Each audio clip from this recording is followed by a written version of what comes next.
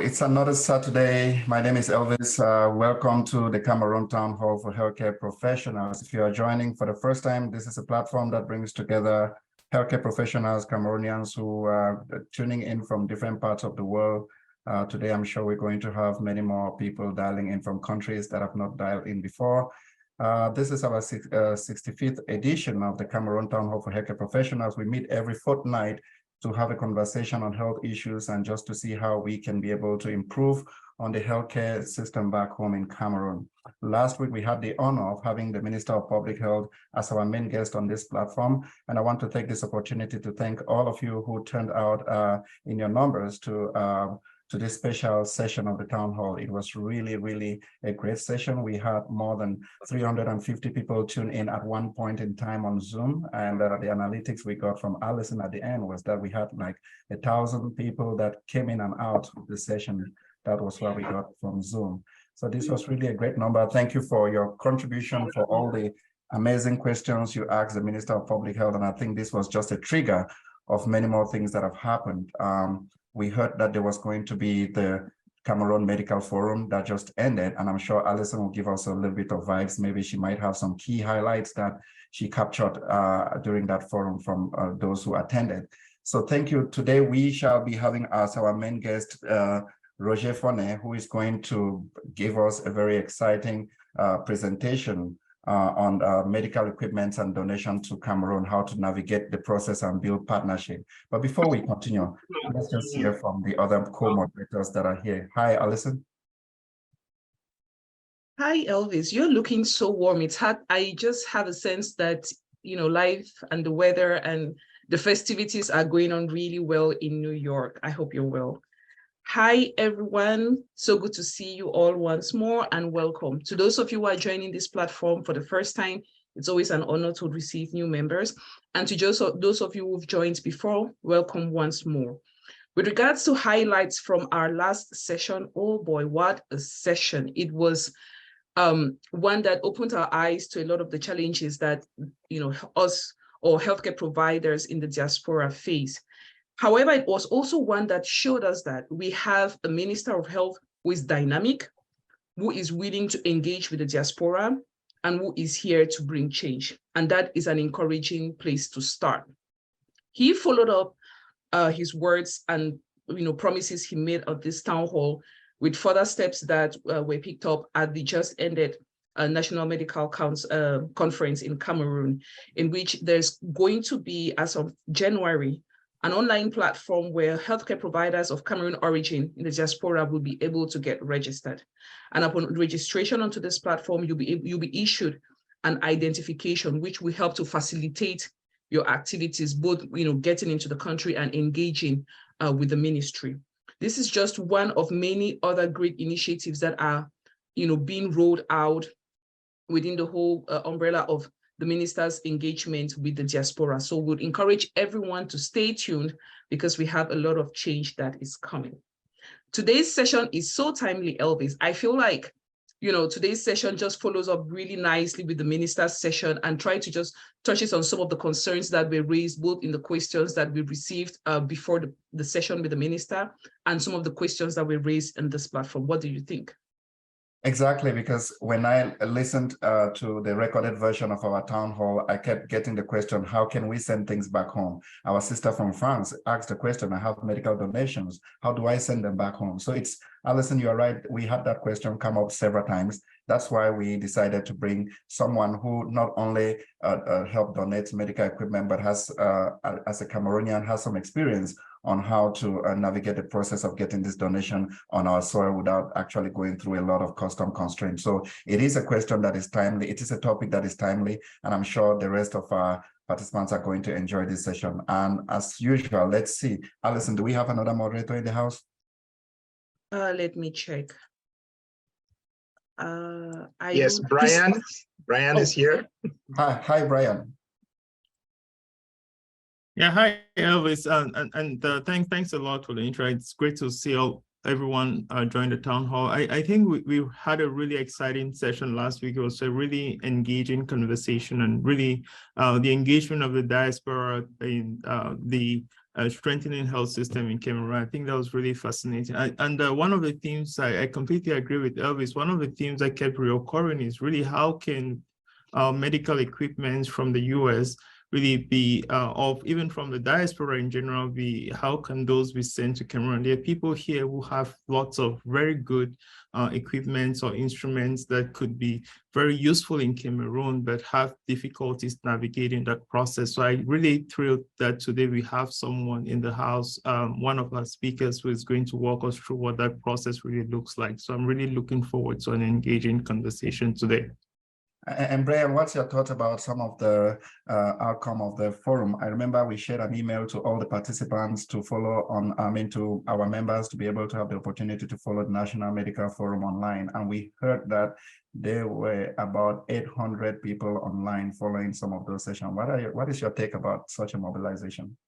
Yeah, it was really impressive. I really just delves back at just the influence, the impact of having His Excellency, the head of His Excellency, the Ministry of Health here in the platform, and the traffic that really mobilized. I think that was really helpful. The conference that took place in Cameroon was extremely enlightening. I think it was really a great opportunity. I was amazed at the amount of people from the diaspora that participated in that conference as well, and just the feedback and everything that happened as well. So I'm really thrilled to see just the engagement. The US president, I think President Biden, also just last week hosted a session where the US is trying to figure out ways that the diaspora can be more engaged in strengthening systems within their country, not only health, but also economic and energy resources and things like that. So I think we're living a really interesting era, and I'm glad that these kinds of conversations are happening.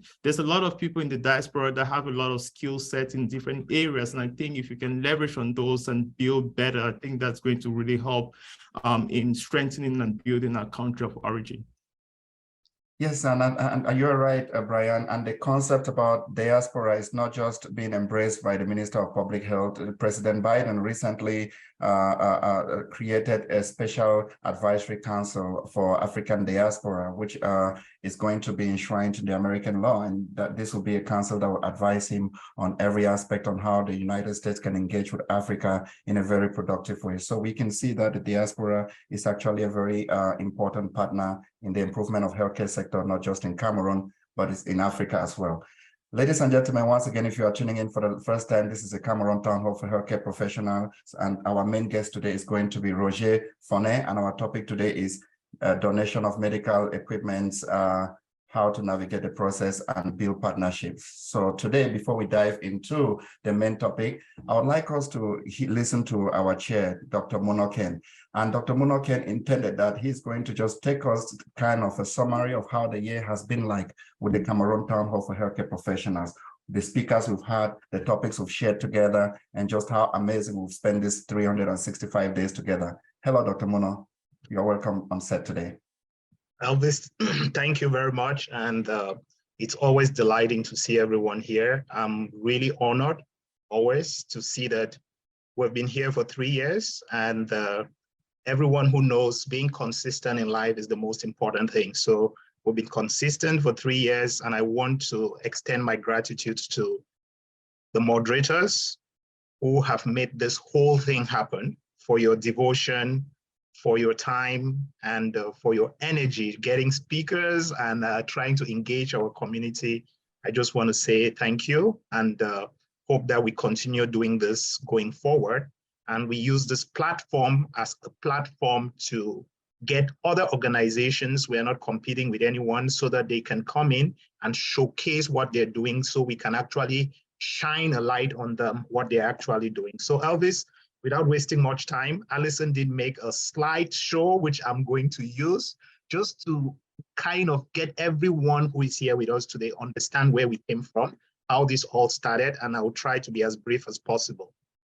So the town hall actually was a concept that came around during the COVID time. And based on every activity that was going on at the time, we decided that we're going to try to let our people know exactly what is happening around COVID. So this town hall in itself, as Alison put in here, this Alison's slide, the moderators made me the chair. That's kind of funny. So, but Elvis was there at the beginning. Alison, you have Christelle, who is here. They're all moderators. Also, I cannot forget Brian, who has been the brain behind tickling my brain each time about COVID. I talk to him all the time. He works in the CDC. Louisa, Canada. Teresa is also here in the US with us. They have all been sacrificing their time in order to make this happen. And I just want to say thank you. This is the end of the year, just to show gratitude to all what you guys have been doing. And I know I promised Elvis I was going to talk about the speakers in 2022, but I cannot forget talking about those who started this show. So it all started when Manu Dibango actually died. I think this was our first session, and he's a big musician back home. And we thought if COVID goes back home, then we're scared that a lot of Cameroonians may die and have no idea. I'm in New York City. I was doing my fellowship in hematology and oncology, and we all had to move from oncology to primary care and take care of patients in the hospital who were intubated. Till now, I still know nothing as traumatic as what we saw in the early days of COVID. So I feel that there's still a lot of post-traumatic stress disorder that a lot of physicians actually went through, the number of patients who died. At a certain point in my hospital, there were more than 100 patients intubated at a given point. So this led to us coming together. You can see our first flyers, they were still rudimentary. We're still trying to talk about COVID. We did invite several people who showed up, and we had conversations with DMOs back home in Cameroon, with delegates of the Northwest and the Southwest region who joined us. Also, people joined us like Professor Angwa, the former Secretary General, during the second edition. Then we also did start talking about the impact of COVID, how it's going to impact other chronic diseases and donations in Africa concerning HIV, TB, and vaccination programs, which were right to bring this up right in the fourth edition. Later on, we had other editions where we did also talk about testing and vaccination around the world. And then we had no vaccine yet, but we're anticipating about issues that are going to rise with vaccine hesitancy. So this led to us inviting Professor Wisongera. We want to thank him very much for his engagement right from the beginning.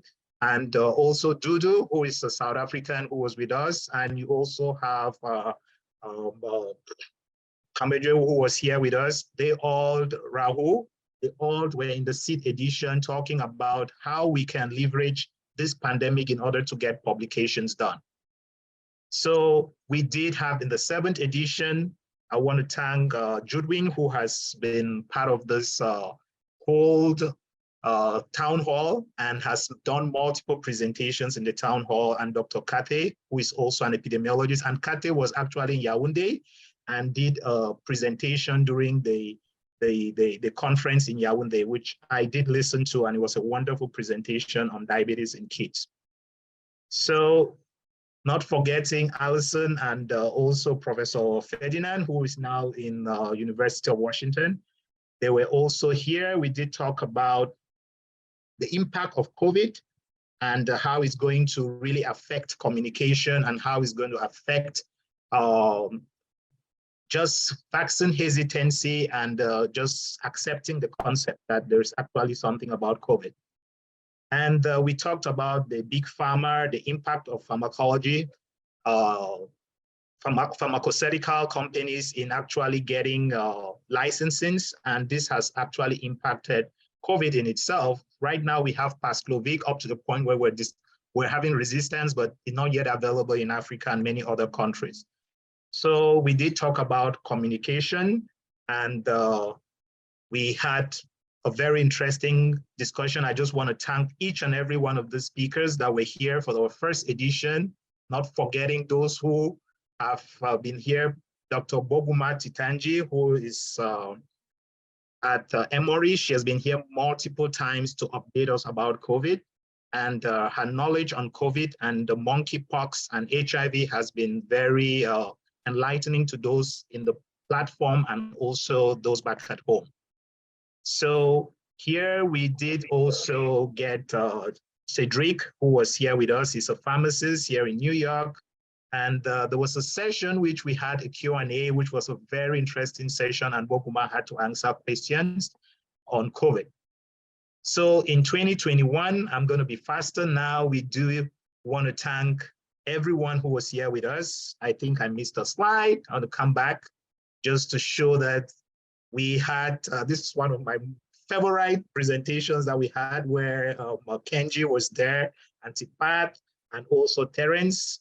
And we talked about diagnosing and quality assurance in the lab. We did also talk about global health system strengthening with one of my professors, Professor Alemji. He taught me when I was in medical school. It was an honor to have him here. And we started moving out of COVID and started addressing issues that are happening in Cameroon. We started with maternal mortality, which you cannot talk about. No woman should die while trying to give birth. And we're very honored to have 4 gynecologists who were here and did help us in this discussion. We also talked about infant mortality. We invited our pediatricians back home and abroad who did talk about this. And then there was a resurgence of COVID in Cameroon, and we went back to COVID. So you can see we talked about access to surgical care. I want to thank Dr. Tim Fabrice and Dr. Ignatius Esene, who is doing a wonderful job at making accessible neurosurgery in Africa overall. And it's really important for you guys to actually get to link in and see what this guy is doing. Is amazing. So we did talk about tuberculosis. Our own Very Cristal and Crespo did present to us the strategy moving forward. And we did invite Boguma Titanji to give us updates. Malaria is an important problem in Africa and in Cameroon. So the Zero Malaria Start with Me was one of the topics we did talk about in our 24th edition. We also had the moderators who celebrated our 1-year anniversary. We talked about the hidden pandemic of heart attack in Africa. Dr. Taka Chang, who is an interventional cardiologist. Sickle cell is very dear to my heart, and it's one of those things that we also did talk about. And I was involved in that session with Are Echi and Ferdinand, who is a physician in Germany and also has sickle cell. So he was one of the best persons to talk about his experiences with sickle cell. And we had other sessions, which I'm going to show you. This is a very important group. The anesthesists nurses in the US, they are doing wonderful things in Cameroon even right now. And Dr. Aroke and also Dr. Venasius, they are presently in Cameroon making access to knowledge and improving the knowledge base of anesthetist nurses in Cameroon. And they have done several sessions in Cameroon. They were also in the platform discussing pain management. And we did have Clarence. This is my own brother. We grew up together. He's a cardiothoracic surgeon in Germany. And he did talk about sustainable cardiac surgery in sub-Saharan Africa. Clarence has been trying to partner with the minister and everyone in order to make cardiac surgery accessible to Cameroonians and also to try to get a team back home. I hope through the platform we'll be able to make this happen. So we had to invite Brian, who talked about how dangerous the new variants. Brian was here with Kenji in our 31st session. Also, Dr. Ivor Zita, who was here, is a gastroenterologist. I want to say thank you, not only for his leadership, but also trying to help physicians, young physicians in the US get to practice medicine. And he's one of those who actually am where I am because he actually offered a hand in order to help us integrate into the system. So thank you very much. We did also talk about the AUA for COVID. This was one of the sessions we did talk about. We invited Dr. Kennedy Foyong, who is also a neuroradiologist, and he did talk about improving access to sustainable diagnostic radiology in low-income countries. He used to be the president of RAD8, which is an organization that helps countries that are developing countries to get access to different equipments and also learn how to read information through trained radiologists back home. And the president of CHILD was here, Dr. Yauba, who told us about the access to medical oxygen back home. It was an amazing session. We had Dr. Lekubo here with us. For those who don't know, we also did talk about cancer in Cameroon. And there were sessions about diabetes in Cameroon and nutrition. We also had a session where we talked about substance abuse. So it's been a wonderful time really in the town hall. And Elvis, I finally arrived 2020. I'm sorry that I've wasted a lot of time. We did invite Guinea in Ostentia, who has Para, which is one of an amazing service. They are taking care of my mother. They also provide delivering quality home care services in Cameroon. And please, if you don't know about her service, please try to get to connect with her on LinkedIn, and you would not believe the amazing things that are being done. We did talk about silent blindness, glaucoma in Cameroon. We also did talk about barefoot doctors and how to provide healthcare in underserved communities. Here, we also talked about artificial intelligence with Dr. Emmanuel Fombo. Very enlightening session. We talked about how we can bring about change back home.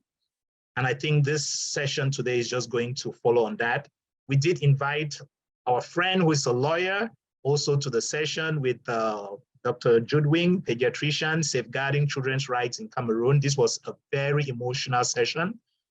And we talked about diabetes. We did also invite Waspito, which they were very engaged. I followed up a lot of sessions that they were there in the conference that just ended in Cameroon. They're trying to bring about telemedicine in Cameroon and connecting doctors to labs and pharmacies. These are all services that you need to know about. We also revised malaria. We talked about pandemic preparedness with Dr. Carl. And we also did talk about the cholera epidemic that was going on in the Southwest region and the South and other areas in Cameroon. Dr. Nicole Fuda, she was it was a very good session. We learned a lot of things, and actually the epidemic is now under control, which is good. And we did invite also our health link, that's Dr. Acho, who was here with us. And monkeypox also was one of the sessions which we did learn a lot. I think this was an enlightening session to everyone, and a lot of people in the diaspora came around. So cancer was also one of the topics we talked about. And Elvis, I think we really have gone through a lot this year. Epilepsy in Cameroon, Dr. Samuel Angwafo was here. We also talked about the practice of anesthesia in Cameroon, challenges and perspectives. I think we need a follow-up on this session because it's one of those sessions that we needed to have a follow-up on. Family planning in Cameroon, wins, gaps, and opportunities. And we also did talk about stroke management in Cameroon, and this was also an eye-opener. And I want to thank Professor Njamshi for being present during this session. And we also talked about the safety of ionizing radiation in Cameroon. This is a topic no one thinks about. We have these machines in Cameroon. Professor Joshua Tambe was here. We also talked about breast cancer because it was Breast Cancer Month, and we invited Akwi, who is a survivor of breast cancer and also a strong advocate with Dare to Live with Anjo, and they did carry out a lot of life-saving activities in Cameroon. So we also did talk about the State of Wash, which is a project on telling people just how to wash their hands. Interventional cardiology, is it too late to make a change in Cameroon? And Dr. Kate was here with us talking about early career research in Cameroon. So we have had several sessions, and the last was the Minister of Health. I just want to thank everyone who has put in their time and energy to be with us during this 3-year period. And we are open to all kinds of collaborations. We are open to using this platform to actually help make change. So Elvis, I just want to thank you for giving me the time to go through this. And I think we can go over to our speaker. Thanks. I'm going to stop sharing. Thank you. Thank you so much, Mona. Thanks for your leadership. You can see that we have covered a very, very, very interesting journey, and it's all because of how, dynamic you are and just keeping the team together. Thanks so much for your leadership. Hi, Louisa. Hi, Louisa. Can you believe this is the journey we've covered so far? Louisa from Canada, our co-moderator. Hi, Louisa. Okay, maybe she might be busy. Let's get on. Alison, can you imagine this is the journey we've covered so far? I know, it just got me emotional thinking about all the highs and the lows that we've gone through as a team, as an individual in this platform. But truly, we could not have made this happen without all our great speakers as well, from whom we've learned a lot and to whom we truly are grateful. And talking about speakers, the one of today, I don't know about you, Elvis, I'm just excited to hear for several reasons. I was telling when I put up, the flyer on my social media platform, someone said, Alice, you guys are having made sure. I'm like, yeah, they're like, he endorses 100%. So he says he endorses Roger, who is our speaker for today, as well as the organization he works with and the work they're doing. He gave them a 100% endorsement. And I'm like, I don't know if anybody calls my colleagues and bosses and asks them about me, I would get a 100% endorsement. So if someone gets this kind of endorsement, I'm definitely looking forward to learning a lot from him. And we have a few colleagues who are like district medical officers and who are in private practice who've been asking me, they are looking forward to this session because they told me, Alice, Naku must flow. I said, okay, I think I'll bring them back to the town hall. They say Naku must flow. So yes, Elvis. Alison, thank you for always adding this beautiful spice to our town hall. And of course, Brian, this is the journey we have covered. What do you have to say? No, I think it's great. I think, and thanks, Dr. Mona, for those slides. I think that it's really great to reminiscent all the speakers that we had and the engaging conversations that we had. And I also want to really point out that it not only had representatives from Cameroon, but I think other people from other countries as well, like, like Gabon, Kenya, Ghana, have been present here as well in the town hall and have been looking in ways in which they can replicate this framework, this kind of platform to improve their own health system. So I think I think just the impact, the influence that we've had has really been great, but much more about how do we leverage all of these expertise and skills and talents, and how do we really use that to build better back home and all these talents and intelligence. So I think it's been really an incredible journey. I love all the sessions. I think it's been great. Bogoma's expertise has been extremely valuable throughout the pandemic and her communications as well. I also greatly admire the work that Alison has been doing with vaccine hesitancy, which has been an issue throughout the pandemic. So I think it's been really enlightening. I hope we can build and leverage on the skills and lessons we've learned throughout the COVID-19 pandemic and really build, public health and medical care for the better. Yeah, thank you so much, Brian, and also for the amazing work you've been doing as far as genomic sequencing is concerned, just helping train African scientists on how to be prepared to identify the next, species of the COVID-19 virus. So thank you so much for the amazing work you're doing as well. Now is the time for us to get introduced to our main speaker, Alison, who is Roger Mforneh. Thank you, Elvis. So if we have to, describe Roger's full journey, we might sit on this town hall for the next 1 hour, just, talking about the great work he's doing. But he puts it in very, succinct ways, and we would do justice just to present it as, succinctly as we can. Roger's educational background has just been amazing. So he holds a bachelor's degree from Clayton State University, where he majored in biochemistry. He holds a master's degree in clinical psychology from Argosy University here in the US, where he majored in clinical psychology. And he equally holds a Master of Public Health degree from specializing in clinical epidemiology from Argosy University in Atlanta, Georgia.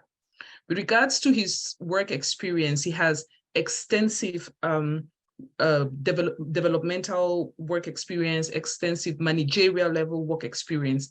He's worked with the Department of Behavioral Health and Developmental Disabilities, during which he served there as the mental health counselor, specializing in behavior, specializing as a behavior specialist, as well as served there as a forensic treatment mall coordinator and consultant. When he left the Department of Behavioral Health and Developmental Disabilities, he moved to MedShare International. And in MedShare International, Roger has done amazing work. He started there as an international program specialist and is currently an international program manager. So you can see he has both like technical experience as well as managerial experience and expertise that we are hoping to leverage during today's session. In his role as international program manager at MedShare, some of the highlights of his work include the fact that over the past 11 years, he has experience in both the private and public sector in establishing a huge portfolio of partners in healthcare facilities globally, with emphasis in Africa, especially in West, East, and Central Africa, as well as Asia and Eastern Europe. He has managed in excess of 35 international projects during any given quarter.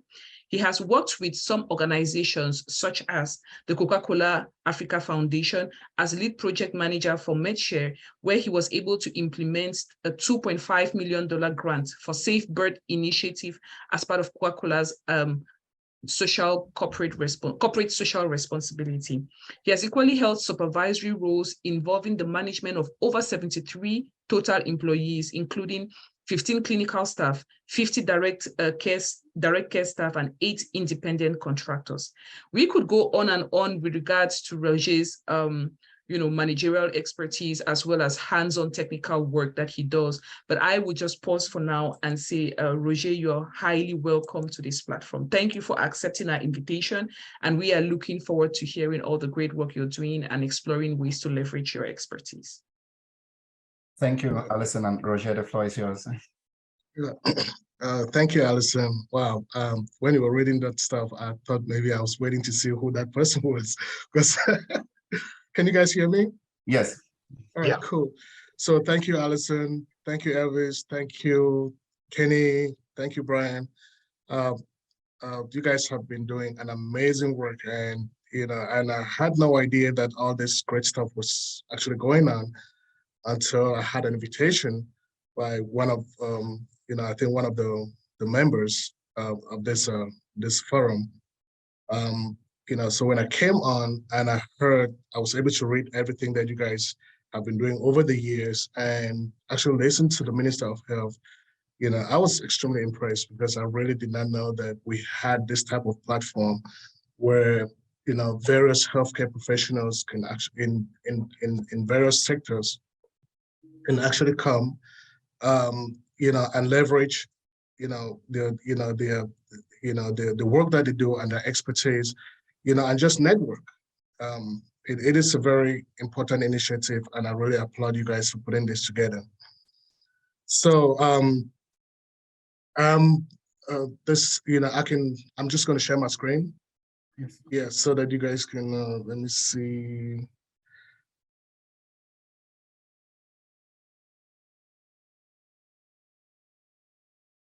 Can you guys see? Yes. Okay. If you can put it on presenter mode, that'll be good. Sure. All right. So this is so as healthcare professionals, I think you guys will agree with me that our primary responsibility and objective is to save lives, or at least participate or contribute to this particular process. So most of us have the goodwill and the desire to accomplish this by shipping medical supplies and biomedical equipment and medications to help upgrade and strengthen the capacity of healthcare institutions in Cameroon, like hospitals, healthcare centers, and clinics, but we just do not know how to go about it. So some of us have been very successful in doing that, but many of us have, we still run into some challenges, trying to get this accomplished in Cameroon. So, and some of the reasons for this is just lack of knowledge, of the process. So just give me 1 second here. So part of it is just lack of knowledge of the process. And as part of this lack of knowledge, you have, if you do not understand the regulatory requirements that are needed to, the regulatory requirements for medical or for humanitarian aid donation to Cameroon, then you run into a whole lot of problems. If you do not understand the requirements by the Cameroon government to import medical supplies, biomedical equipment or medications to Cameroon, once these items actually get to Cameroon, you will not be able to clear them from the port. If you do not understand the challenges, the supply chain challenges that that go hand in hand with the shipping of these medical supplies and equipment or medications to Cameroon, you'll run into problems once they get there.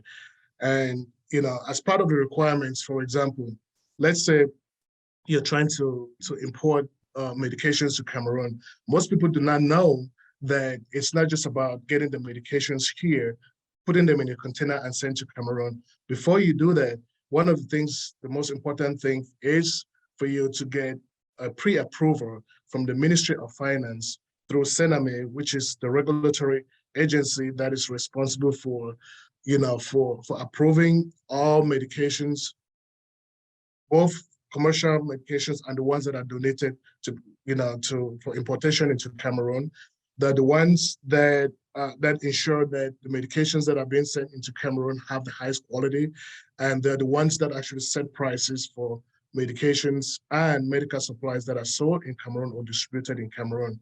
So before you send medications to Cameroon, you have to have this pre-approval, and they have to know the type of medications that you're trying to send to Cameroon, so that you can, so that once they actually get to the port, you can present this documentation to the customs agents at the port and facilitate the clearing process of this container.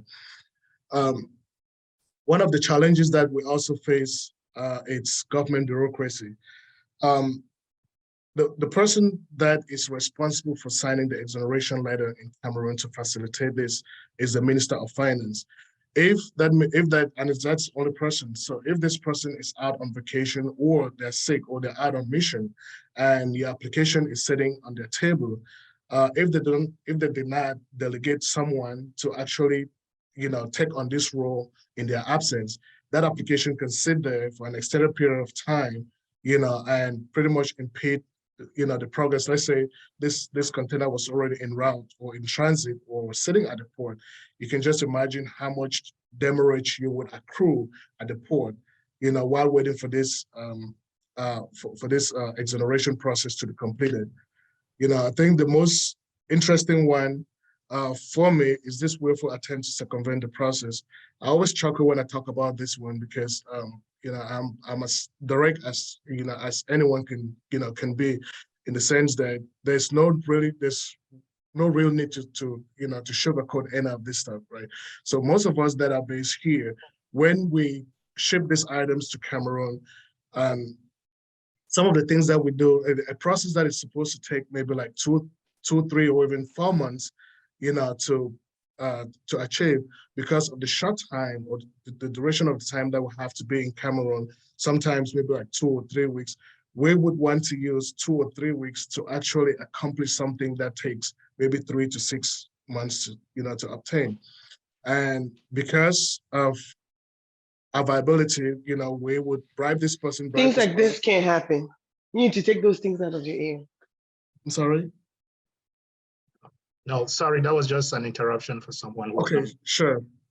So sometimes they will take a process that is supposed to take between 3 to 6 months. We would want to complete that process within 1 to 2 weeks because of the time, because of the limited time that we have in Cameroon. So by the time you leave from point A to point E, you've already given money to A, B, C, D, A, B, C, and D, by the time you get to E, that person is sitting right there, knowing the length of time that it normally takes to get these things done and seeing how fast you've gotten there. And they're sitting there asking, because they know what you just did, they know how you got from point A to point E before getting from point A to point D. Then they're sitting there waiting for theirs. And, you know, by the time you might not even have enough money to continue the process and you're stuck. And they sit on your document, on your documents, and you start raising hell and talking about how corrupt the system is, you know, forgetting that me and you, just because, you know, as I just mentioned, because of the short time that we have when we usually visit this place, I'm not talking about everybody, I'm just talking about some folks, and this has happened and I've seen it with my own eyes, you know, because that person is sitting there and would not want to release this document or would not want to proceed without you giving them what you gave to the other people. You call them all types of names in the book, but the child of God, you know, and knowing that we're the ones that, forgetting that we're the ones for the most part that actually helps to you know, to encourage some of this corruption. Because if you had just came in or you had worked with you know, you had just followed the process or initiated the process and worked with some folks that understand how this process works or that can help follow the, you know, follow the process the way it was supposed to, then you will not even need to spend a single penny. And I'm not just trying to generalize this. I'm just talking about some of the experiences that I've had in Cameroon. Right. So, so to actually help put all this in perspective, you know, I would pretty much want to use MedShare, you know, which is, you know, MedShare International, to, you know, as an example to show how we can actually partner with various organizations and facilitate some of this medical supplies, equipment, and medications donations to Cameroon. So as Alison said in the beginning, you know, I work for MedShare. I have to disclose that. So this is not a pitching job for MedShare, but because I think that the system that they use is so neat and so unique, and it's so helpful that we can pretty much replicate this with various organizations. If you take the process that MedShare uses and extend it to any other organizations or any other organization, not just here in the US, in Europe, and in Asia, you know, you can pretty much use this as you know, as a template, you know, because the requirements for receiving aid in Cameroon, regardless of where that aid is coming from, is the same. So it doesn't matter if you're shipping from the United States, from Europe, or from Asia, you know, or from other parts of Africa, right? So here at MedShare, I'm the international programs manager, and I manage 5 different programs, right? We have primary care. I manage a primary care program, our maternal and child health program, the infectious disease control and prevention program, disaster relief, and our biomedical equipment training and repair services. So just using MedShare as a model, you know, I would just want to use that to kind of highlight how the shipping process actually works. If you were to partner with MedShare or any other nonprofit here in the United States to get, you know, to get your to get medical supplies, to ship container loads of medical supplies, equipment, or medications to Cameroon. So the first thing that, you know, I think one of the things that we do, you know, maybe consciously or unconsciously, is the fact that, yes, we know that the healthcare institutions in Cameroon, they need help, right? But we cannot sit here in the United States and then just because they need help and you know, and just assume that they might need X, Y, and Z without actually talking or doing some kind of pre-assessment of that particular institution to determine what their needs are. So what we do here at MedShare is that we have 3 basic requirements to partner with us. Like the first part is to complete an online application. That online application is it's used like a pre-assessment tool, right? It gives us, you know, an idea of, you know, because we're not there in person to actually do a pre-assessment to determine the actual needs of the hospital, you know, that this application will capture some of that information that we need to be able to make the donation to that particular hospital. So it tells us like the number of patients that are served every year or every month, the different departments that are there, the type of equipment that are needed, the type of medical supplies that are needed. And this is just to make sure that whatever we're sending to you actually meets the needs of that hospital. That once it gets there, you put these items immediately to use. We don't want to ship a whole bunch of medical supplies or equipment to you, and then when it gets there, and you end up dumping them because they are not really needed, or you already have an excess of those in your inventory and you don't need those. Or we don't want a situation where we send a piece of about medical equipment to you, and then when it gets there, when you don't, theoretically, you know how that piece of equipment works, but you've never had any type of hands-on training, as part of this, you've never had any hands-on training before receiving this equipment, at your hospital. So those are so the application is very important, and the next step would be, for that we need from our recipients is $25,000 sponsorship. So for that $25,000, what you're getting is a 40-foot container that has about 800 to 1,000 boxes of brand new medical supplies, right? It has, and 30 to 40 pieces of biomedical equipment. So what we do is we ask the recipient hospital or the sponsor to give us a wish list of the type of medical supplies and equipment that might be useful at that particular hospital. So with all the medical supplies that we have here, we have an online inventory management system that we call FlowTrack, and we'll give you a username once we've pretty much onboarded you as a partner, and you've completed the application and you've paid the $25,000 sponsorship. We'll give you a username just like you will get on Amazon or eBay, that you can actually go in and select exactly what you need, because we don't want, so that once those items, as I said earlier, get to Cameroon, you already know what those items are, and then two, you're not going to select any items that will not be useful at your hospital. And every single, our medical supplies actually come, 70% of them come directly from manufacturers, and 30% come from hospitals, distributors, and all that.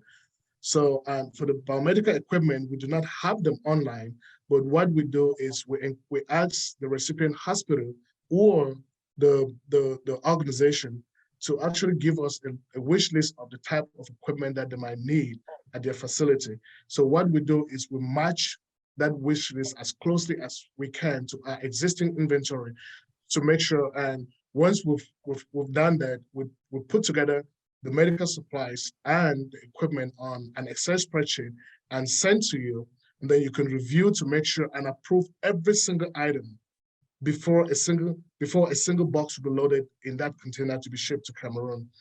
So once you've approved that, one of the things that you get from us is we'll give you a packing list, we'll give you a certificate of donation, which pretty much says that all these items are a donation from MedShare. We'll give you a non-commercial invoice, which pretty much states that these items that you've received from MedShare are a donation. They do not have any commercial value, and you cannot sell them once those items get to Cameroon. Again, saying that we cannot sell them, we know that nothing is free, right? So the general idea is that, once you receive a container load of these items and you take them to this, healthcare institutions, there are a whole lot of people, that's less than, most families in Cameroon live on less than $1, on less than $1 a day or a week, right? So if someone is sick, you don't want them to start thinking, to start, thinking about, or to start, to think about, okay, do I need to, with this little money that I have, do I need to use this money to buy food for my family, or do I need to take it to, to go pay for consultation? So, but if you're able to receive container loads or pallets of this medical supplies, but at the hospital, those patients that come over there and they do not have the funds to be able to buy these items to be used on them at the hospital, you can either give it to them at a very subsidized rate or at nothing at all, or at no cost to them at all, right?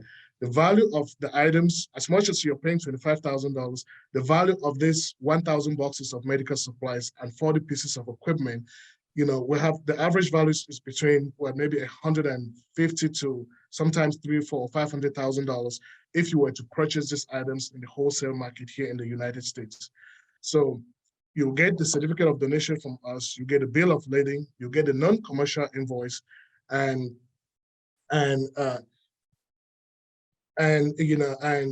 you get a non-commercial invoice. And what you would do is, you could then reach out to one of the, I think one of the most important thing we had the opportunity to have a conversation with some of the folks in Cameroon that that can really help in this process. So you do not have to figure out these things by yourself, right? We have, if you're a government hospital at any level, it doesn't matter if it's a district hospital or a regional hospital, or or one of the main hospitals, you can actually go to the Ministry of Finance and request for an exoneration letter, and 10 out of 10 times, they will give you a 100% exoneration. So when we're making donations here, rather than send them to an individual, if we already know this and we consign that piece of donation to either a hospital, the director of that hospital can actually write an application for tax exoneration, take it to the Ministry of Finance and get 100% exoneration. And then so that once that piece of equipment or the container load of medical supplies and equipment or medications get to the port, they would actually present that document to the customs officers over there, and they'll be exonerated they'll have customs exoneration, but what you only have to pay is just these port charges. Sometimes those port charges, they don't amount to anything. They might be, for a container that is worth $300,000, $400,000, or $500,000, you might end up paying maybe just $1.5 million in port charges because everybody pays that. Right. Some of the other organizations that you can pretty much partner with, that can get 100% exoneration are faith-based institutions. So we have partnered with the Presbyterian Church in Cameroon, and they've gotten 100% exoneration to get medical container loads of medical supplies and equipment to Cameroon. We have partnered with the Catholic Church, specifically with the Diocese of Bamenda and the Archdiocese of Bamenda and the Diocese of Boya, working with Bishop Bibi and Bishop Kea to get container loads of medical supplies and equipment into Cameroon, and they've gotten 100% exoneration. So for this $25,000 that you're giving to Medshare, and you're getting between $150,000 to sometimes $500,000 worth of, just depending on the need of the hospital and the availability of the items at Medshare. If you do not have this exoneration letter from the Ministry of Finance, by the time that this container of medical supplies, equipment, or medications get to the port, you will be expected to pay the customs for the value, for whatever the estimated value of the items in that container are. But if you understand how the system works and the different people in Cameroon or agencies or organizations in Cameroon that you can partner with to actually get this, to be able to get this 100% exoneration, it's going to help prevent these items from being stocked at the port, or it's going to decrease or pretty much eliminate the amount of money that you were actually supposed to pay in customs to be able to clear this. If you are a nonprofit organization that is registered in Cameroon for over 2 years, for the most part, they will not give you 100% exoneration, but most of them have gotten exonerations from 20% to 45% or even 50%. Yeah, because again, but the agencies that get 100% exoneration are faith-based organizations, government agencies at all levels, and just your faith-based and government agencies. So if you're a nonprofit, or a foundation in Cameroon, you can still get an exoneration, but it's going to be very difficult for them to give you that 100% exoneration.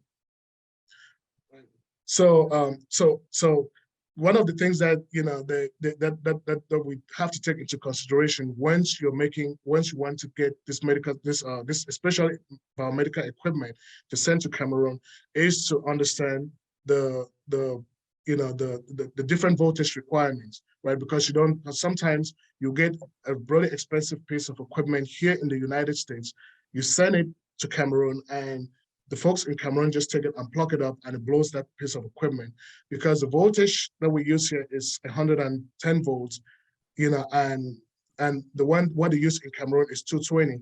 So if you partner with MedShare to actually get a container load of these medical supplies and equipment to send to your country, one of the things that we would do as part of our biomedical department here, our biomedical engineers would actually convert that piece of equipment from 110 to 220, and they will also embed a transformer with that, so that once that piece of equipment gets to Cameroon, you can just plug it up and use, and it will not just blow up, or you will not, or you will not fry the equipment, for lack of a better word.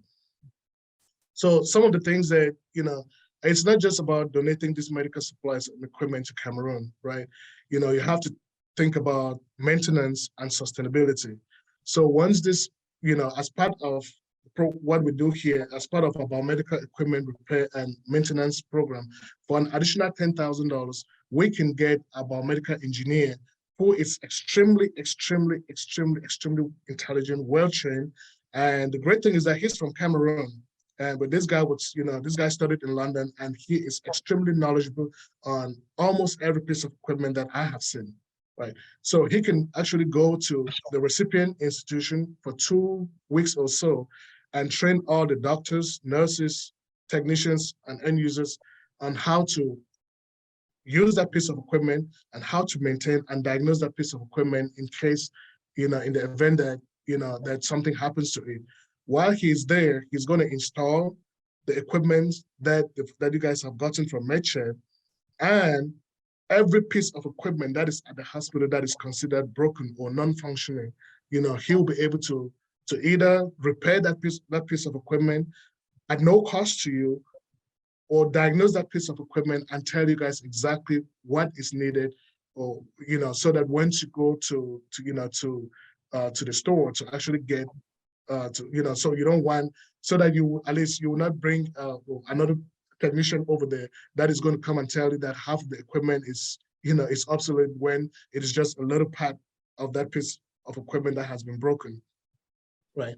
So so for that just recap, for that $25,000, you're getting 1,000 boxes of medical supplies, 40 pieces of equipment that and it includes shipping as well, from our door here to any port, in the case of Cameroon, to the port of Douala.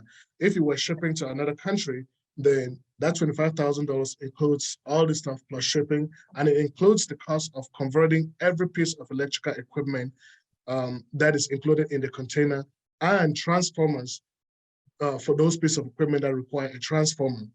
So once that is done, then just to add, MedShare, we've shipped to 118 countries in the world, right, including Cameroon. And to date, MedShare has shipped in the upwards of $23 million worth of medical supplies and equipment to Cameroon. And most of our, the partners that we have in Cameroon that have benefited from this and that know about this process at the Central Hospital Yaoundé, MedShare, working with Coca-Cola, we, a couple of years back, we were able to, they gave us money, and we shipped 3 containers a year for 5 years to each of these hospitals, to Central Hospital Yaoundé, La Quintini Hospital in Douala, and General Hospital in Douala. And if you go to these hospitals today, as we speak, between 45 to 55% of the equipment that are there actually came from MedShare. Okay. So that is in a nutshell what, how you can partner with a nonprofit here, and some of the things that you need to know when you're sending this medical supplies and equipment to Cameroon. But one of the most important things that we actually have to take into account is how we pay for these items, right? The funding sources. So most of this, you can, some of this funding sources can be, let me see, okay, we've already done that. So some of the funding sources, where you can get money to actually get this medical supplies and equipment sent to Cameroon from individuals like you and me. Anyone can sponsor a container from Medshare, right? Anyone, any organization, practically anyone, but the recipient can only be a government hospital or institution, a faith-based agency like a church or any of those faith-based hospitals, or another nonprofit. You cannot, we do not ship directly to, or we do not really partner. A recipient cannot be a private hospital. And the reason being that if you're if you're registered as a private or for-profit hospital in Cameroon, once you're able to ship these items and they get to the port, the government would not give you an exoneration letter as a private hospital if that is how you're registered, because they will not, because that's where they make, the ports is where they make their money. They will not exonerate you, they'll not waive all these taxes for you, and then you take those same medical supplies, equipment, or medications, and they turn around and you sell them at exorbitant prices or cost to the patients. So and for that reason, Medshare does not really partner with, as a recipient, partner with private hospitals, because again, the idea is that they're profit driven. If a patient goes over there for the most part and you do not, because it's a fee for service, and you do not have the funds, they will not attend to you. So, knowing that, that the ratio of, that you're paying just $25,000 and you're getting between $150,000 to $400,000 worth of medical supplies, we will not really feel comfortable, giving all these items, because the general idea is to cater to those people that can barely afford, right? So that's why we really do not partner with private organizations as recipients, but they can sponsor, but the only recipients would be this three different groups that I have I've outlined here, right? And the second thing is because, if we ship to a private hospital or agency, once it gets to Cameroon, let's say the value of the container is $400,000, and they are not able to pay the customs charge for that $400,000 container, that container will be stuck at the port, and it might end up being auctioned, or they might end up destroying that container, because all those items in there will be considered as contraband, right? So the funding sources, if you're an individual and you want to sponsor one of these projects, because I've seen some of the equipment that even some members of this forum are trying to send to Cameroon, those equipment are worth tens of thousands or hundreds of thousands of dollars. So for that $25,000, you can actually come to Medshare. You give us that $25,000, you bring that piece of equipment that you're trying to donate to one of these institutions in Cameroon. We can put that container in that piece of equipment in our container, and we can also add the 40 pieces. You can actually select 40 additional pieces of equipment here. Those equipment can range anywhere from ultrasound machines to X-ray machines. I mean, whatever it is that you request and that we have in our inventory, we would give it to you, right? So for that particular piece of equipment, you can actually give us $25,000, or you can work with another NGO here, and then you take that piece of, we're not a shipping company, but as part of the sponsorship, if we do not have a piece of an essential piece of equipment that you need to send to a particular hospital in Cameroon, but you have access to purchase that piece of equipment, you can purchase it, send to us as part of your sponsorship. Here we can add that piece of equipment to that container, give you all all the necessary documentations to get the exoneration letter once that container gets to Cameroon, so that this piece of equipment can be cleared and sent to the recipient hospital, to be put to use immediately. So another group where you can, we have among us here, we have very high wealth individuals that have a whole lot of money.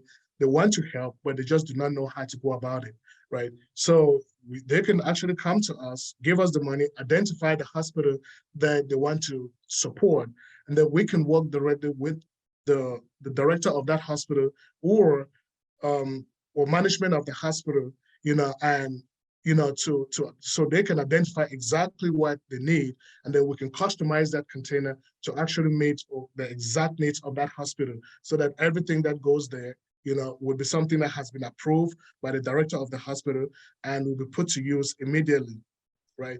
So we have associations here that, like the American Physician Associations, which most of you belong to, the American Pharmacy Association, American Nurses or Cameroon Nurses Association, or Cameroon Pharmacy Association, or Cameroon Medical Association, and a whole bunch of other associations that you guys belong to. You guys can, if you guys want to sponsor a particular project or healthcare project in Cameroon, you guys can raise that money, send to us, because some of this, I've seen some of this these associations, and I've seen their membership. Some of them have in the upwards of 1, 2, 3, and 400 members.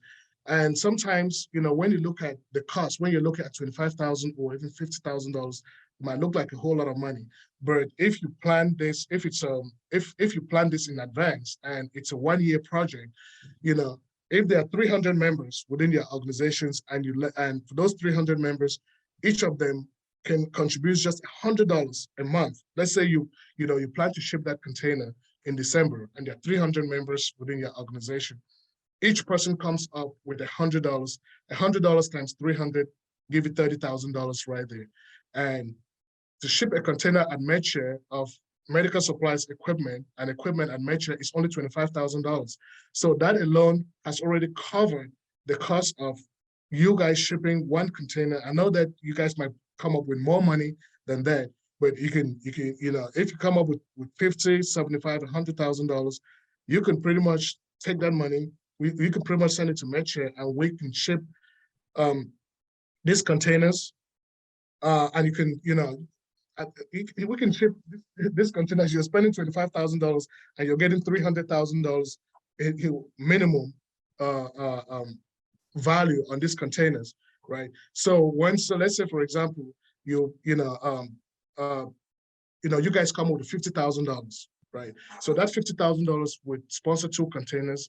That container, and every single person that makes a donation towards this particular project that's based here in the US would have a tax deductible receipt sent back to them that you can use for your taxes and all that, right? So we take this $50,000, we ship 2 40-foot containers with an average value of $600,000, so that's $600,000 worth of medical supplies and equipment that hospital doesn't have to buy.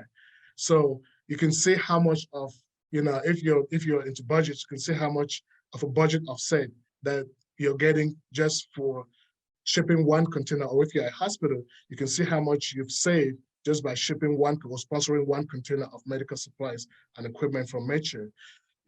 Most of us belong to alma maters. I'm a Castarian. I went to Cas Bambili for 2 years, and we've pretty much we came up together as a batch, not even as an institution, as a batch, and we're able to put money together to actually install a solar panel in Cas Bambili. So just imagine if you belong to one of these alma maters and you identify a particular hospital or clinic or healthcare center in Cameroon that you guys want to support, and you sponsor one of these containers, and just imagine type of impact that you're going to, that you're going to make at that particular hospital once they receive this container loads of the medical supplies and equipment. You have, professional groups as well. These professional groups and affiliations, can go to the Cameroon Physician Associations, the nurses, the doctors, the pharmacists, and any other association that you have, that you have. And some of them can, most of these organizations I've seen here in the US, they have huge sums of money, and they're already doing stuff in Cameroon, but they just do not understand that that you can leverage that donations right there and get medical supplies and equipment that you can get 6 or 7 times, you can get a container that has 6 or 7 times the value of the initial donation or contribution that you've given to this particular organization.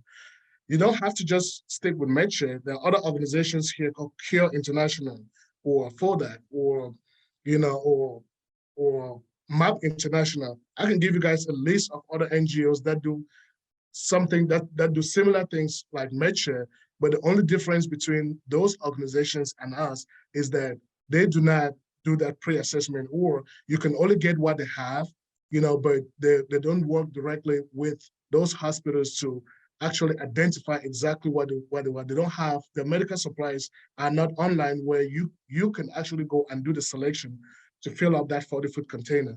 They will just give you what they have available in their existing inventory or their warehouses, right? So every single one of us here come from a village in Cameroon, right? So we have village community associations here.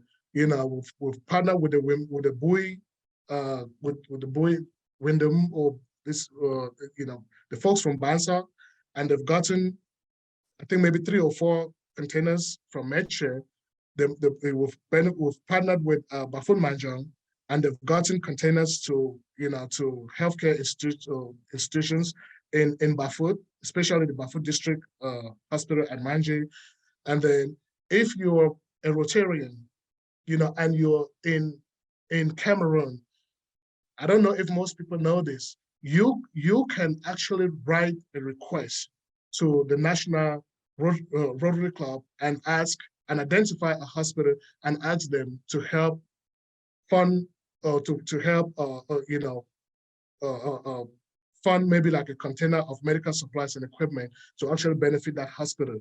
But the caveat is that you have to be in the recipient country. You cannot be here in the United States or in England or in South Africa and then you make a request to the Rotary Club or to the National Rotary Club, for a project that is based in Cameroon. So you will have to be in Cameroon to make that request through your the Rotary president, through your branch president to the national.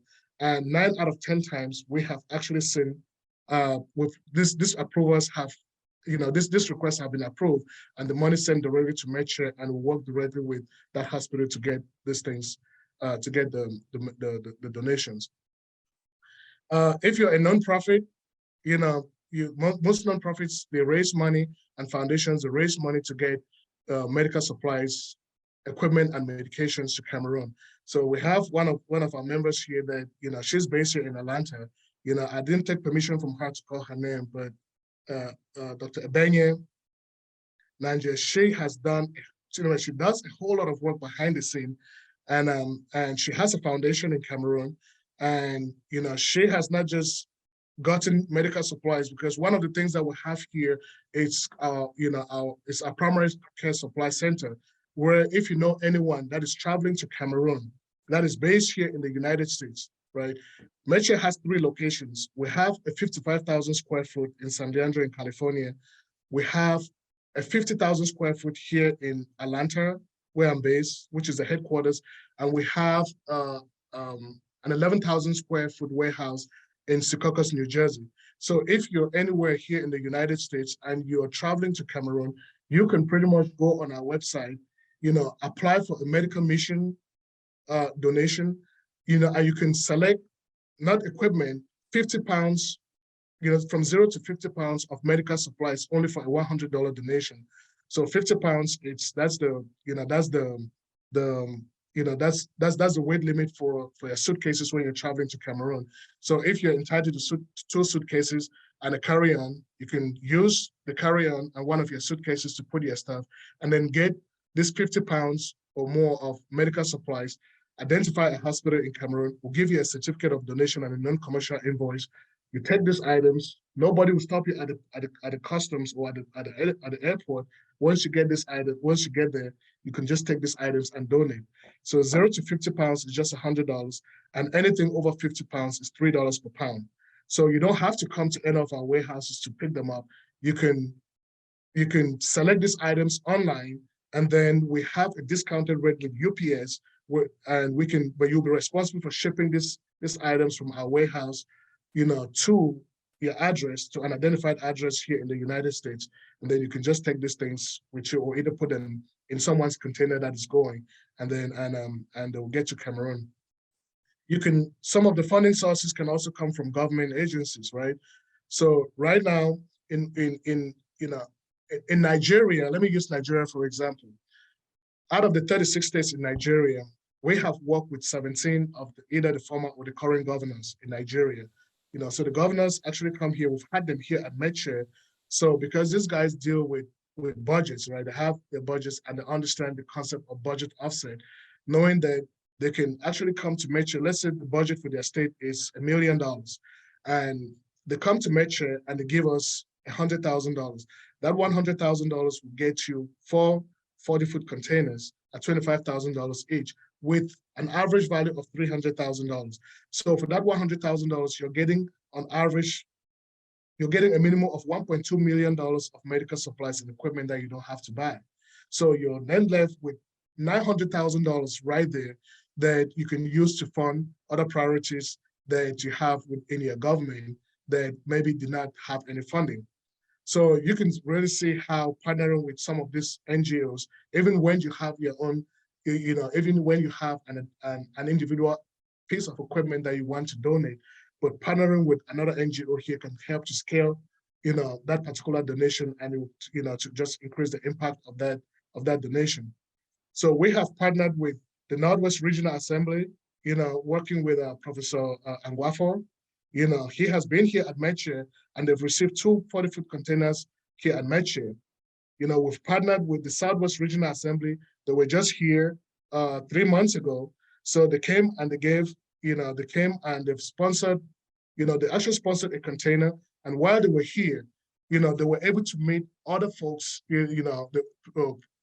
people from Cameroon that that actually came to understand how the decentralization process works and how they could pretty much partner with with folks in Cameroon or people within the government, to help facilitate some of these items. While they were actually there, again, I'm still going to pick on Dr. Ebenye. A lot of the stuff that they were telling there and a lot of the things that she was already doing in Cameroon that did not have as much that she was running into some difficulties. She was able to actually support this group with, or not just the group, but healthcare in the Southwest region to give $25,000. And one of her containers just left. The container that she sponsored just left. And the value of that container was about $375,000 if they were actually to go out and purchase these items on the wholesale market here in the United States. So the Southwest Regional Assembly in itself actually signed an MOU with us for 6 containers next year because they've put it in their budget for 6 containers and to go to each of the 6 divisions in the Southwest region, right? So we've had mayors. One of the strategies that I've employed is to bring mayors from different municipalities in Cameroon, because as part of the decentralization process, there are some hospitals that fall within the jurisdiction of the councils, there are some that fall within the jurisdiction of the regional assembly, and then there are some that fall within the state, So the regional assemblies, every district and regional hospital falls within the regional assembly, which means that they can actually, if there's a need for medical supplies, equipment, and medication at these hospitals, the funding for these items will come from the regional assemblies, right? So when it comes to like those local health posts and all that, the mayors have a whole lot of money within their budget. They can actually come and procure some of these medical supplies, equipment, and medications, add that to their, they can put it in their budget and pretty much sponsor some of these projects. And if you were to, let's say you guys wanted to partner with some of this, you come up with some money and then you partner with one of these agencies and say, hey, we already know that you guys are already planning to get medical supplies, equipment, and medications for these particular institutions. So if you guys come up with, and say, hey, we already have maybe like $50,000, and so rather than, if the budget was $50,000, rather than getting just those 2 containers for $50,000, you guys here can actually, or the association or an individual or a foundation here can pretty much partner with them. Instead of getting and match container per container, you guys can raise the funds here, partner with them because you're supporting the same hospitals that these guys are supporting. They are not different hospitals. So if you're supporting a regional hospital in Bamenda, and there's an association here of of Mancon folks that want to support that same hospital, these things are going to the same hospital. So you guys can pretty much come together as opposed to sending one container, you send two, and it is really going to transform that particular hospital. And that is the same process that K-Town Association of Atlanta, which is a group of folks from Kumba that are based here in Atlanta, pretty much put together money, and they've shipped, I think maybe 4 or 5 containers. Yeah, I think it was like 4 containers. They gave us $100,000, and these guys, they got 4 40-foot containers worth about $1.5 million. Can you imagine? For $100,000, you're getting $1.5 million worth of medical supplies and equipment. And it pretty much transformed Kumba District Hospital, and they've pretty much upgraded. The government just recently upgraded the hospital from a district hospital to a regional hospital. And you guys that are medical doctors here that have worked in Cameroon, you guys know like the funding, the funding disparities that exist between, between these different hospitals. I don't know, but but I think you guys can pretty much understand what that actually means, right? Like I said, we've partnered with, another place where you can, where you can actually partner, get funds. This is faith-based organizations. We've partnered with the Catholic hospitals in Cameroon, like I've told you, Dr. Bishop Bibi, Bishop Nkea. We've partnered with Right Reverend Funky to get stuff to the Presbyterian hospitals in Cameroon, and the other, Islamic groups that have, given us money as well. They've raised money given to us to fund different healthcare institutions in different parts of the country and different parts of the world. Like right now, we're working with Islamic Relief USA and Islamic Relief Canada. They've identified hospitals in different countries, not Cameroon. I'm still trying to see how Cameroon can benefit from those. They come to us, ask us to give them a list of hospitals they can support, come up with the money, and then we vet those hospitals, send them to them, and then they provide us the money. And then we work directly with the directors of these hospitals to actually get this humanitarian aid to them. Some of the folks that, if you go to La Quintini Hospital right now, we actually have worked with Samuel Eto'o because he wanted to just get a container full of medical supplies and equipment to support La Quintini. So when he came, and he didn't come in person, but he sent his representative.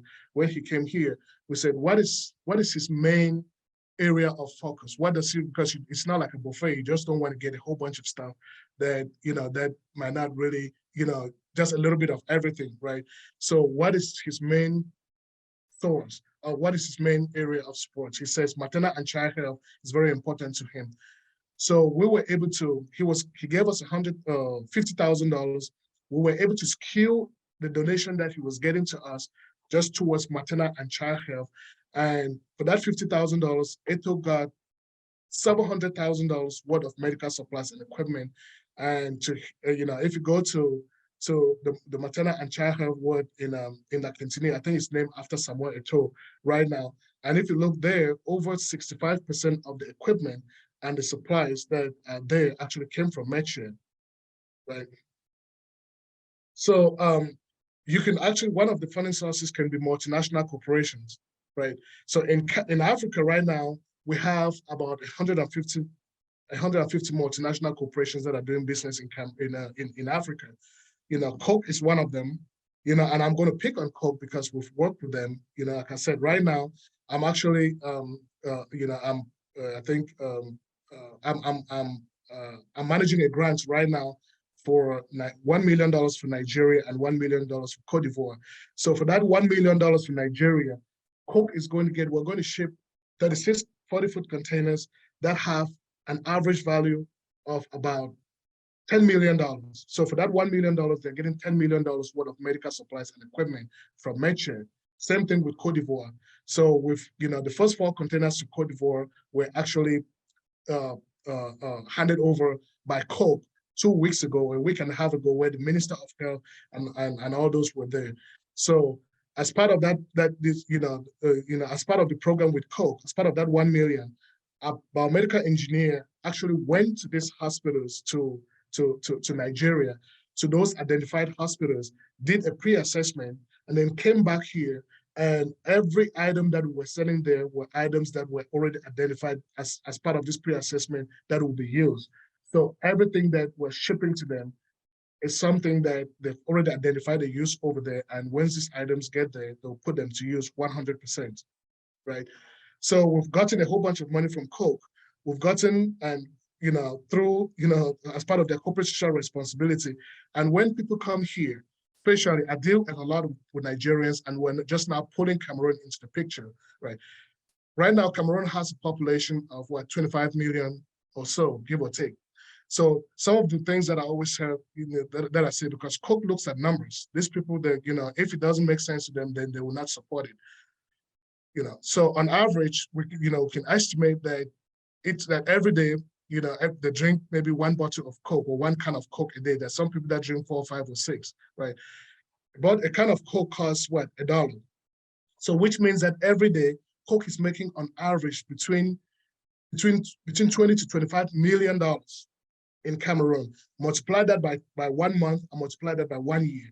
That's how much money that they're making in Cameroon. But if I live from Ngaoundéré all the way down to Yaoundé or Ebolova or Bamenda or Kumba, or Limbe, I will not see a Coke-sponsored hospital. I will not see a Coke-sponsored road. I will not see a Coke-sponsored school. So, but they have. So once we take this, once we went and made this presentation to them, this money that we're sending to, that is going to Nigeria and Cote d'Ivoire, the government had no hand in it. So a small organization as MedShare with under 60 employees, we were the ones that actually wrote the grant and went and got this money from Coke, worked with the government in Nigeria, to be able to identify these hospitals, to fund these projects, right? MTN, it's another, MTN is in Cameroon, right? We have MTN in Cameroon, and MTN, I think the revenues for MTN, I think for 2021 were almost about $450 million. But again, if you go to Cameroon, again, pick anywhere in Cameroon, they might say that, as part of their corporate social responsibility, they might say that, that they've done a lot in sports and all that. If you're not healthy, you cannot participate in any sporting activity. So, as healthcare professionals, if any of these companies that you see here, from Coca-Cola, MTN, Orange, Citibank, let me take Citibank for example. Citibank, the revenue for 2021, I think was about $71.2 billion, right?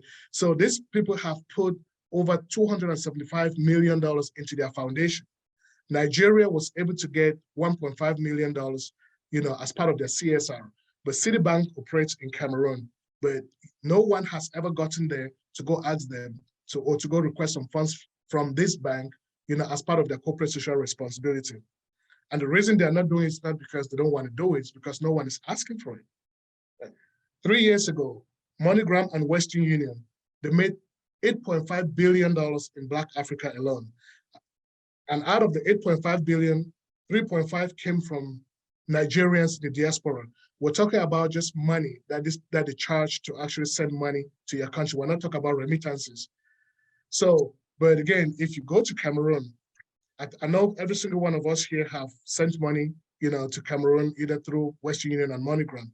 If you go from the north, east, west, and south in Cameroon, you will not see a Western Union road, a Western Union hospital, a Western Union school, but they're making all this money from us and no one is asking, right?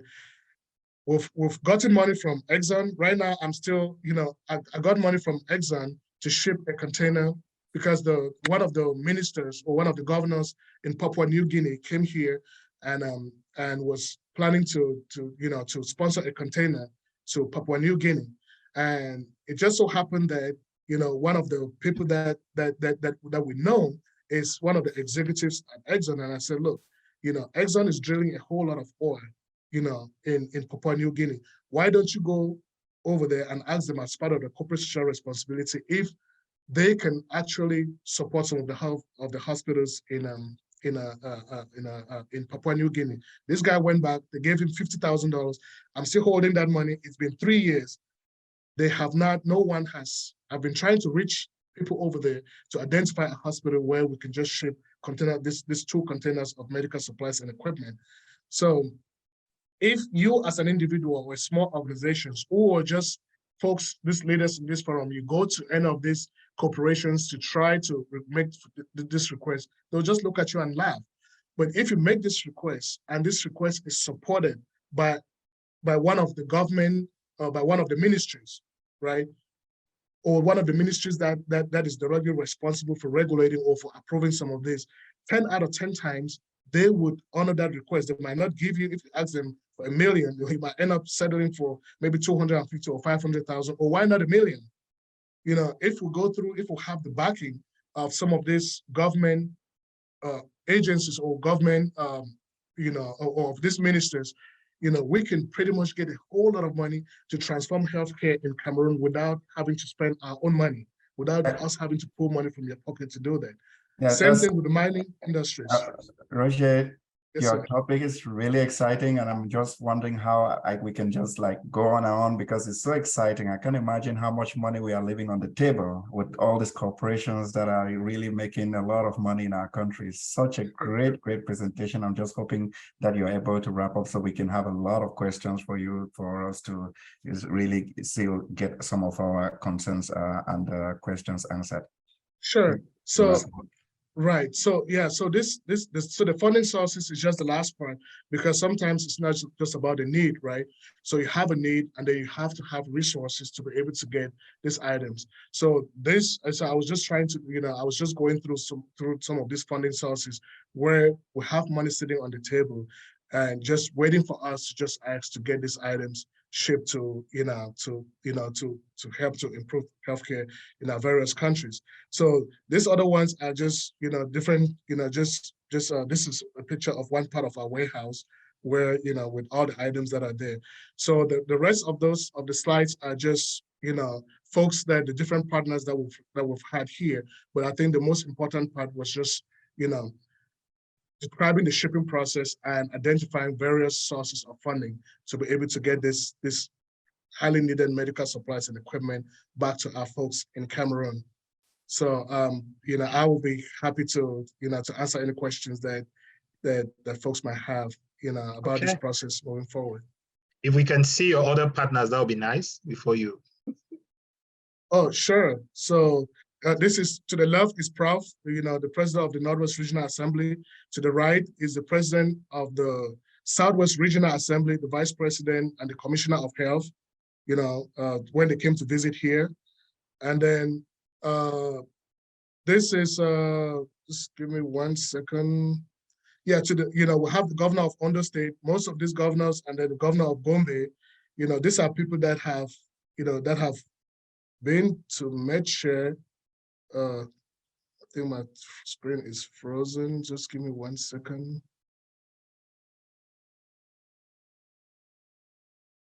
Oh, I think am I?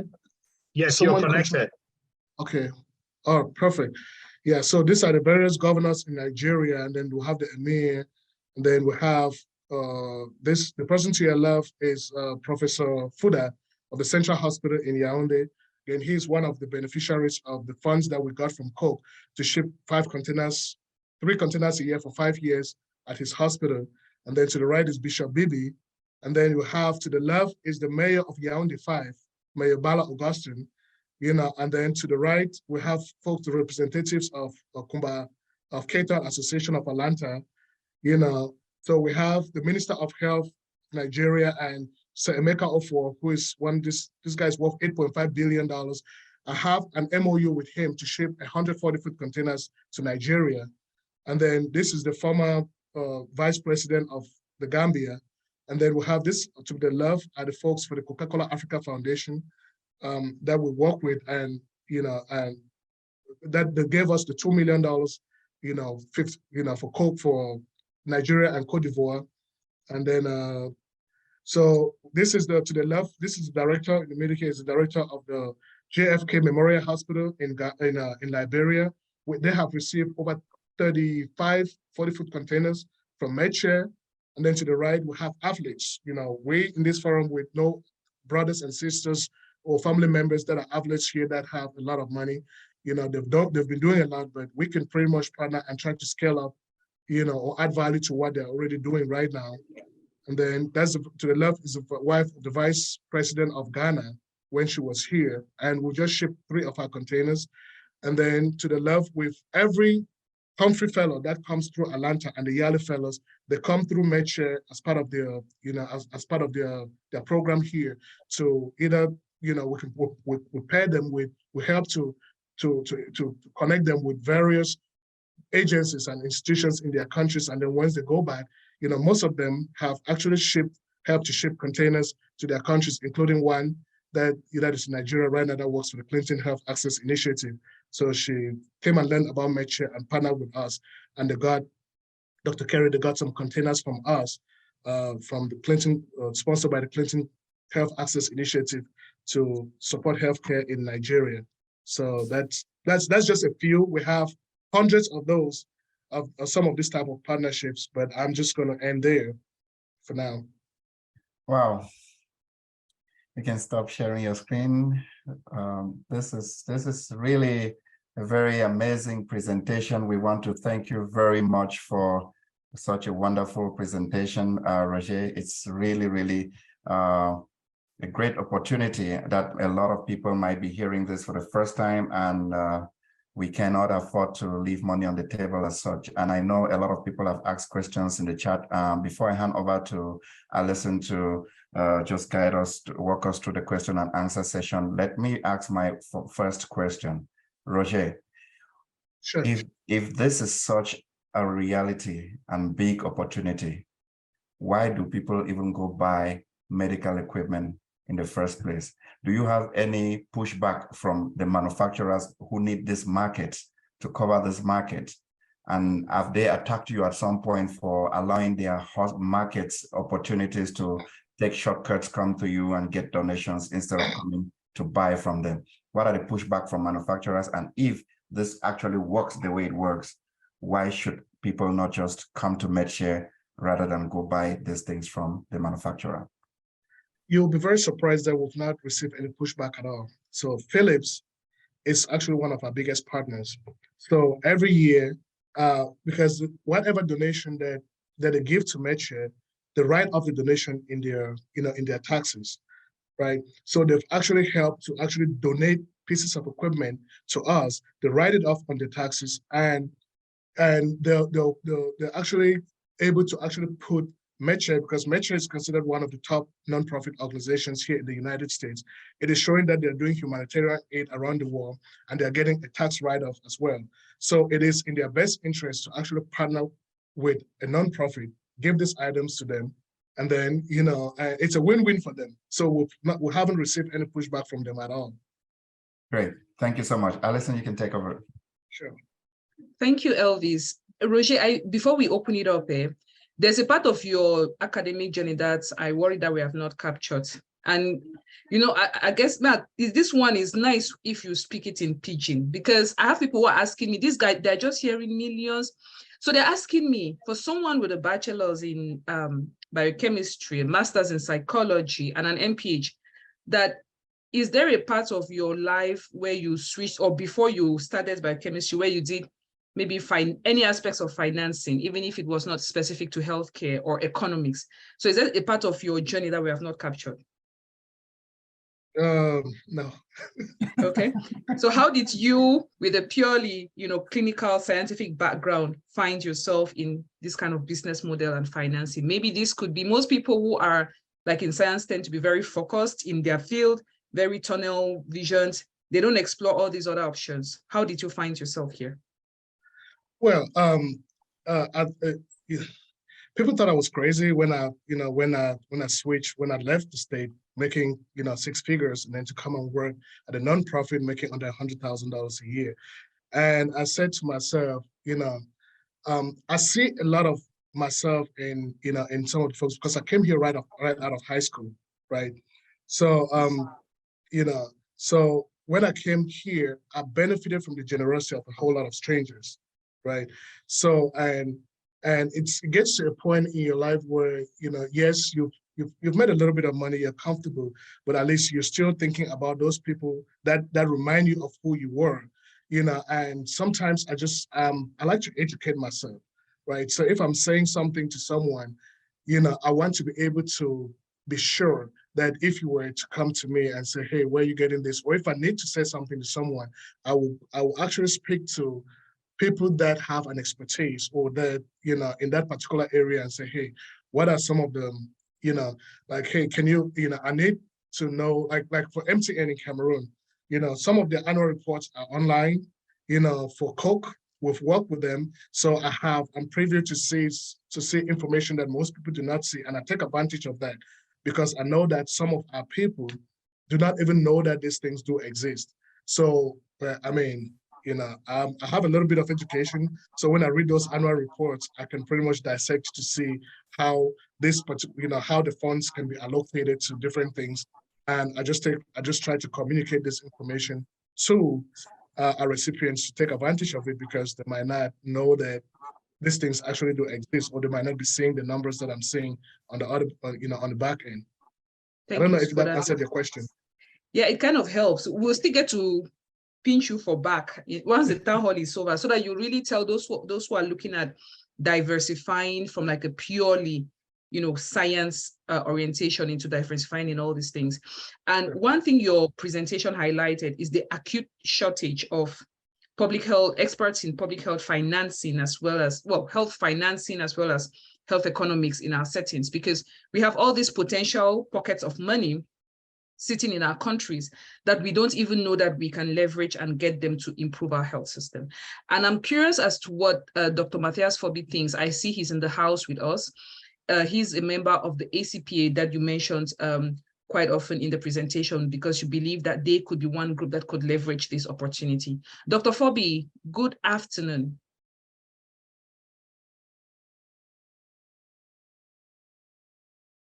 I don't know if he's able to unmute himself and respond, but maybe we'll give another couple of seconds.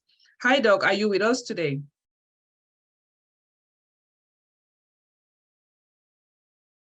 Okay, maybe while we wait for Dr. Matthias Fobi to give his thoughts, we have a couple of hands that are raised, and I will start with Breeze Vofo. Hi, Breeze.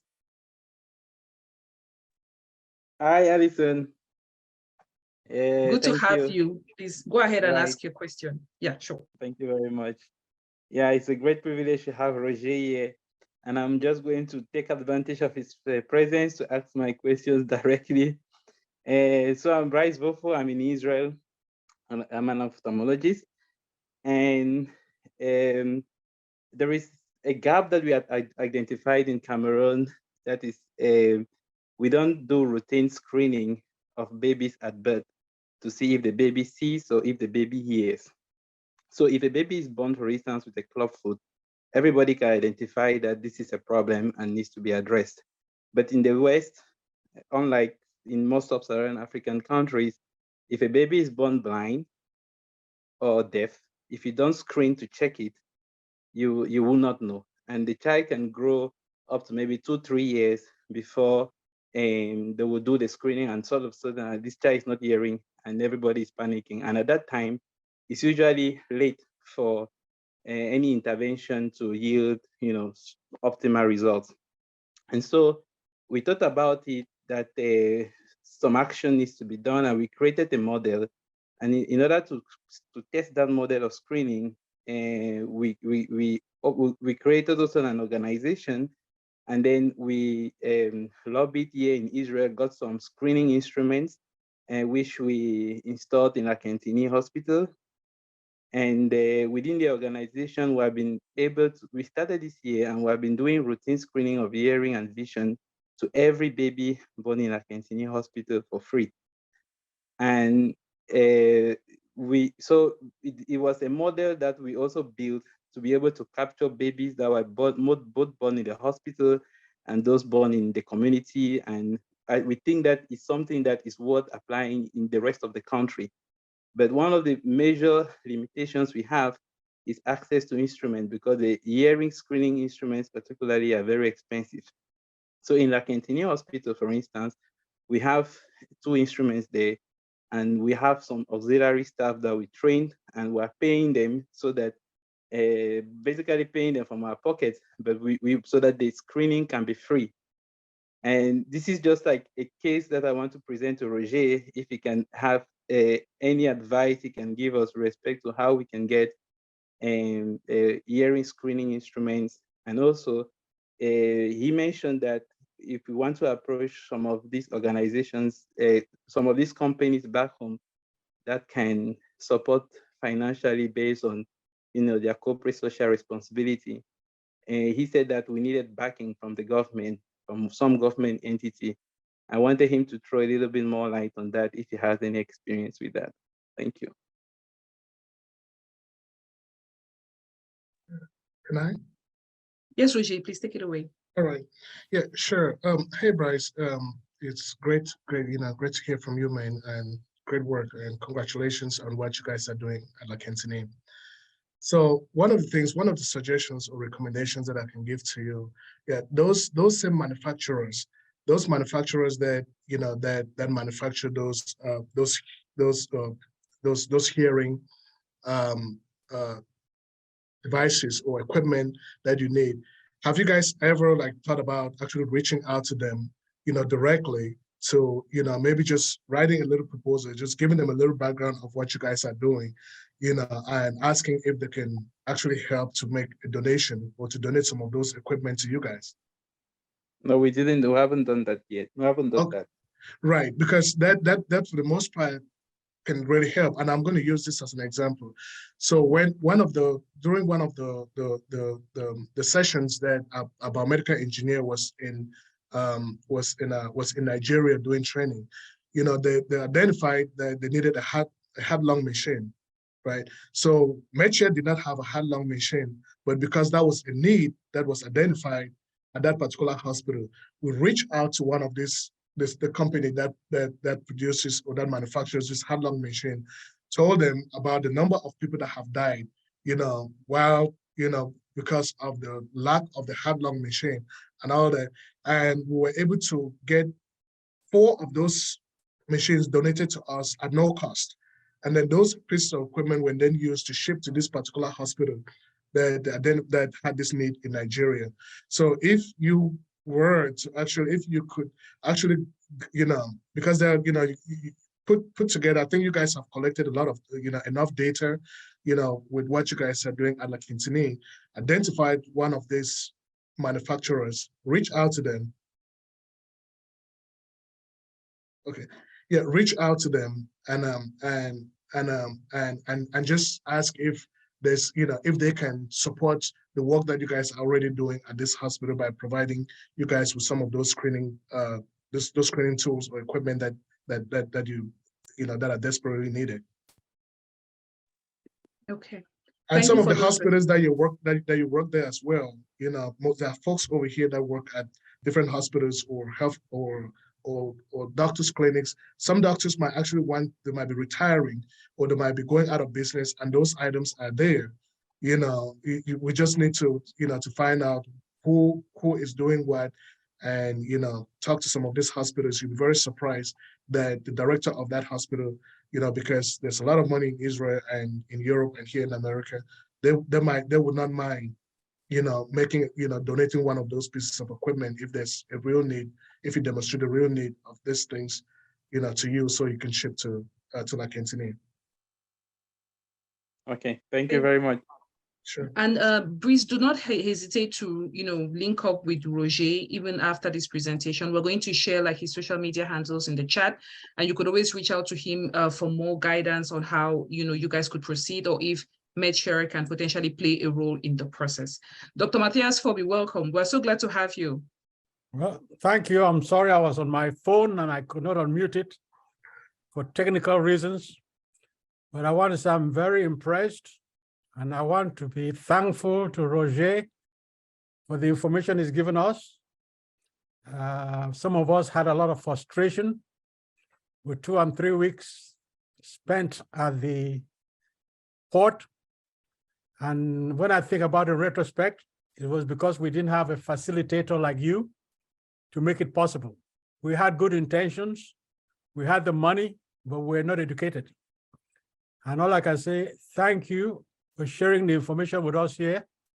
I think me and my colleagues will now look at what you've said and then come to 3 agreement things I think are common. What I got from your talk, and I will share it with the rest, is this. Don't just sit here and think about what they need in Cameroon and send it.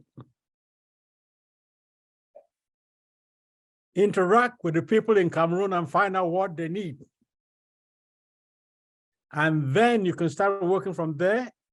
And then you can use MedShare, and that would help us. We, the older guys, we sat here, we remembered how things were bad. I visited Bamenda General Hospital and saw things were bad. And then I came here and bought equipment which I shipped, and they could not use it. It was not their fault. It was because I didn't have any idea as to their limitations technically and human resources wise. So I think you have a great business you're running. You're a psychologist, but you're more a humanitarian than a psychologist and a businessman. So thank you on behalf of my colleagues here, and I'll be reaching out to you. We're both in Atlanta, and I know we've talked about this. Thank you for asking me to make a comment. Thank you. Thank you, Dr. Fobi. We have a couple of other hands up. Dr. Samuel Ndijiakat. Hi, Doc, you have the floor. Hello, Alison. Thank you very much for giving me the opportunity. And Roger, thank you for the excellent presentation and what you are doing. I don't think you and I, we have met, but I will tell you, Professor Angwafo and the team, they got to MedShare because I have been working with them. Mr. Finyo Mabu with the Limona Foundation basically reached out to me, and I talked to them about MedShare. And because we have Faith Garden Medical Foundation, just like Dr. Fobi just said, we learned from the beginning that it is good to actually be down on the ground and know exactly what the needs of the people are. And like Roger, you've mentioned, the one question I have, which the challenges I see on the ground, is more about the technicians. So we have our mission clinic in DOP currently right now, and we do have equipment that we use, but the challenge comes to how often do we have the technicians, because we've had multiple containers. And once it's installed, what do you do? Do you have a plan of how you can be reached to know exactly how to take care of those equipment? For example, if you have an X-ray machine that was installed properly, and 3 months after, to the point of Dr. Fobi, which is that this is the experience on the ground, they have some malfunction. Is there a plan on how to reach out back to you? For example, we have an ultrasound machine that during the installation, because of power outage, they have some faulty information on there, but the technician had already installed and they're gone. So this is the many challenges you have on the ground, and we don't have that direct contact. So what is MedShare doing? Do MedShare already have technicians that they are working on training to have them on the ground to be able to take care of this? For example, at La Cantine, we had a chemo radiation, and at one point you will be surprised that even Yaoundé and Douala, you will not even have one machine that is functioning. This is the reality on the ground. So the part of the training, even when I was listening to the minister, I just came from DOP. We have a cervical cancer screening program that is going on. I was in Yaoundé, but the reality is actually that education and training is huge. There are many equipment there, many places when you visit around, are not actually being put into use. But what you are already doing, this is excellent. And how can we take that next step? Thank you. Dr. Samuel, maybe you tell us where you are dialing in from. I am currently in Dallas, Texas. So yes, I'm calling from Dallas. I work in cardiology, congenital heart disease. And I have a hospital in Dub, which has been functioning now for three years under the foundation, Faith Gardens Medical Foundation. But my daily job, I work in cardiology, congenital heart disease. Thank you. Oh, sure. Thank you. Thank you so much for everything that you're doing. And I'll be, I'll actually be in Dallas on Wednesday. So yes, I'm coming in Dallas on Wednesday. So hopefully, if you have a chance, then we can actually meet in person. So there are some, we actually have right now, we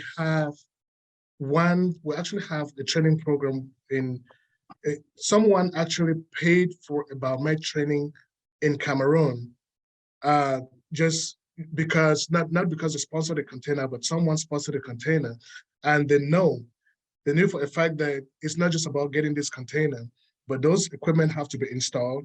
The end users have to be trained on how to use this piece of equipment. So that person volunteered to donate $10,000, which covers the cost, because that's our training cost. It covers the transportation cost for our biomedical engineer to go. It covers their hotel and lodging, and then it covers their feeding.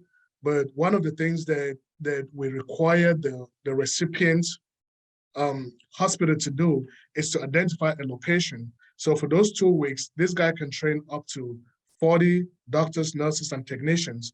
So, and as part of that training program, a part of these 2 weeks, because it's hands-on, what we encourage, if they're neighboring or if they're neighboring hospitals, that they can, because he's not going to go unless that particular hospital wants him to come to that particular hospital, and then train their technicians on the existing equipment over there, try to repair any damage or equipment that are non-functional. But short of that, if you sponsor a training in one of these places, I know he might not be able to go to Ndab right now, but let's say in Yaoundé, right? So this guy can go there, like every department that has a piece of equipment that is considered broken, they can pull it out during the training session. And so that he's not just going to diagnose them to see what the problem is. He would work with the technicians that are there so that to kind of guide them, so that once he leaves, and if there's a similar issue in the future, they will not have to be calling him. They'll be able to diagnose.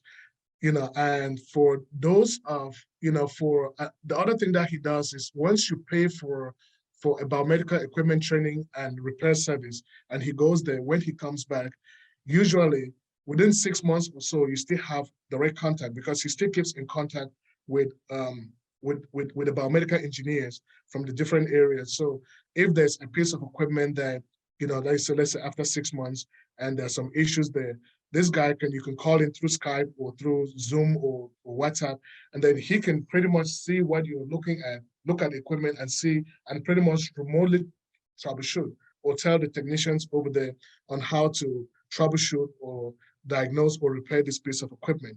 So, I always say personal relationships do matter, because sometimes you can come, because this guy has been to over 56 countries in the world, and he does trainings over there. And if he's keeping in touch with everyone, it can almost be impossible.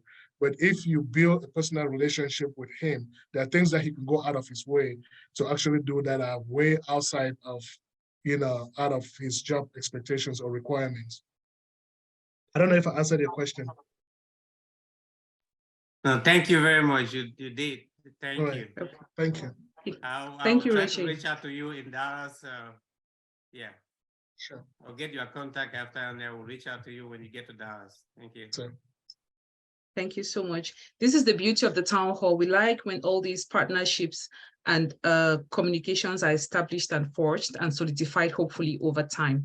We have a couple of hands that are still up. Nju Armstrong, you have the floor. Thanks so much. And to Rogers, I appreciate the presentation. It's very interesting to my work. I'm Armstrong. I support Chai in Cameroon in several aspects, and one of which is facilitating clearing of devices, donations to the government. So I have to go through some processes several times to see that the goods leave either the airport or the transit agent to the government. Now, I just want to present. Armstrong? Yes. I'm sorry to interrupt you. Please, do you mind just maybe increasing your volume a little more and just please present yourself once more. We might have missed that. Okay, I say I'm Drew Armstrong. I support Chai in Cameroon, Clinton Health Access Initiative. So part of my duty is to facilitate the movement of devices, donations to the Ministry of Public Health from the transit agent or from the airport to the government. So Gotcha. I've gone through this process a couple of times, but the presentation is giving me another view of how we can do things. And he mentioned about $25,000. I don't know if that is a fixed amount that is supposed to be given for any shipment that is made, because we do sometimes make shipments of close to $25,000. That's the whole shipment, the cost of on the commercial invoice, or even less, or slightly more. And in that situation, we go through the exoneration process and then get a clearing agent to help us get those devices and then give it to us so that we can hand it to the government. So in this situation, we don't usually deal with like a container of devices of donation to the government. Can Rogers please advise us whether it will be advisable for us to go through their company, or we go through the normal way we have been doing? I think an example. We had a donation of cancer devices to the government, and that shipment was worth about 18 million francs. When we got exoneration and we got a clearing agent, all what we spent was close to a million francs. Now it is nothing compared to the $25,000 he's talking about for a container that is coming to the country. So in our situation, will he advise us to go through them, or we should just normally go through our process we have been going through for our small shipment and donations to the government? Thank you very much. Thank you, Armstrong. So I'm still going to advise you guys, if you have a process that is working, yeah, just use it. And I think but if you have, let's say the most important thing is to know how to navigate these things in Cameroon, right? If there's an individual here in the United States that is trying to send, let's say, one of those pieces of equipment to Cameroon, rather than shipping them to rather than shipping and going there to try to clear these things, especially if it's going to be donated to a hospital, to maybe just a government hospital or not a private hospital. One of the things that that I would still encourage them to do is to partner with, like in your case, the Ministry of Health, or partner with that particular hospital, the recipient hospital. They can go get the exoneration, and get those items out by themselves. But if that person is here and you can, if that person can actually partner with Medshare, and especially if they have the funds, right, to get more equipment other than just that the cancer screening equipment that you're talking about, they can actually give $25,000, right? We will give them 40 different pieces of equipment working with you, and then we can go back and forth, we'll kind of negotiate to see what we have that can be useful, and then we'll give it to you. And then you can add that your piece of equipment to the other 40 pieces that you've gotten here, and then we'll give you all these certificates of donation, the non-commercial invoice and all that, so that you can use that information to actually go to the Ministry of Finance and get that 100% exoneration. You're just pretty much scaling, rather than just shipping that one item. you're shipping that 40-foot container that has that item and 40 other pieces of equipment and 1,000 brand new boxes of different types of medical supplies that you get to choose.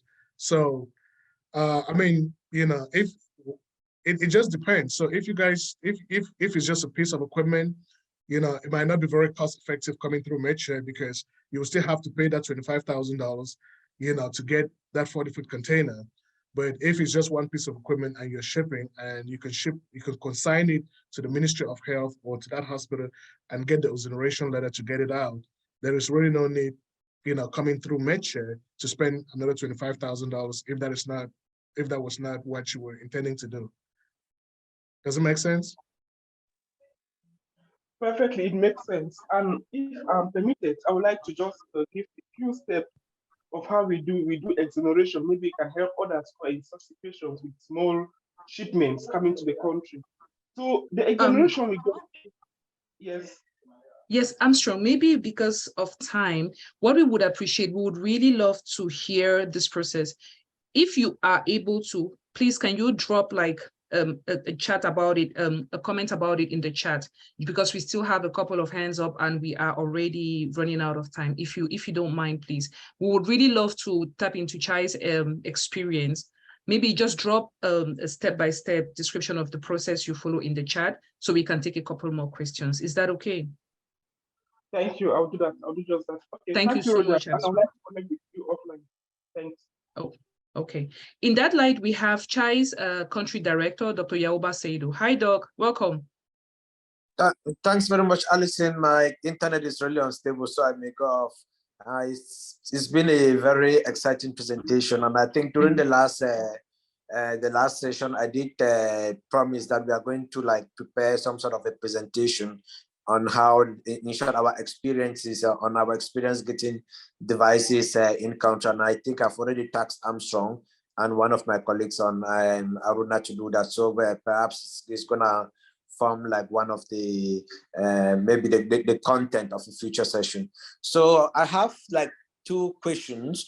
The first is pursuing equity in Cameroon. So if you look at most of the people, Cameroonians who are in the diaspora, they actually come from small pockets of maybe regions or villages in Cameroon, either from Boya, Kumba, Banso, Ubamenda, and so on. So, and then we have quite a lot of regions that are actually left out. So in the context of thinking about equity or pursuing this global health, sustainable, UN sustainable development goals of leaving no one behind, I think it would be kind of good to like have, in short, view supporting the Cameroon government, at least from the lens of equity. And by that, my suggestion would really be, and I think this is something we can follow up with the Minister of Public Health, to do some sort of need-based assessment to actually first understand what are the needs, the equipment needs, the technician needs, about, in short, the needs of the different hospitals across the different regions. And I think if we do have that sort of information, it can help us to build like a strategy that we can use to fundraise and then leverage on that to support the Ministry of Public Health address health inequities that are that the country is grappling with. So I just want to highlight that perhaps it's one of the things we may want to focus on in 2023, but I think it's absolutely very important that we do some sort of a landscaping to understand the needs. And believe me, the needs are there. We have done a number of assessments. Over 40–60% of hospitals don't have a simple BP machine. 80% don't have like a pulse oximeter. So the needs are actually there. So let's have that, let's plan and coordinate to do that sort of landscaping and then come out with an actionable plan. So I really much count on maybe you guys in the diaspora to see how you can actually support us. We can collaborate and get this work done, because it's gonna lay the foundation for very transformational work in future. Over. Thank you, Dr. Yaoba. Roger, I don't know if you have any comments and reactions to Dr. Yaoba's points. I mean, not so much, but just just the needs-based assessment is very important. Just like I mentioned earlier, there's really no need sending something to someone that will not be useful. And just to add to his point, some of these district hospitals, they might not even have the capacity to use certain pieces of equipment. So, so just doing that needs assessment is very important to determine the type of equipment that they're requesting, as opposed to sending an equipment that when it gets there, they might not have the capacity to, to use that piece of equipment. So it's very important. Thank you for those remarks. And Dr. Foma, we're going to be adding the CHAI team to the schedule to come and talk to us really about this whole financing when it comes to bringing in equipment. So yeah, yes. I 100% support that. Awesome. We have Can Clicks Miller, and pardon me please if I have mispronounced your name. You have the floor.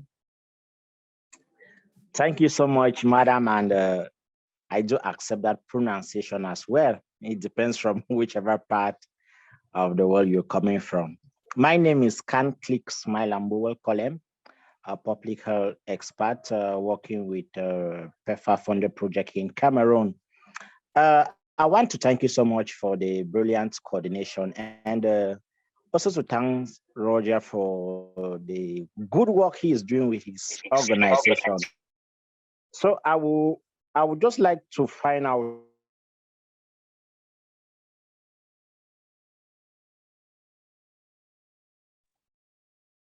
Sorry, looks like we lost you for a bit. You've explained to us, given us hints on how we can get to other organizations and leverage on them.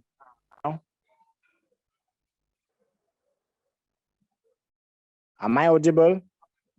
We keep losing you for some reason. Your internet connection might be unstable. Sorry about that. But can you get me now? Yes, now we can hear you. All right. I just want to thank you. I just wanted to find out from Rogers. He's given us leeways on how we can get financing.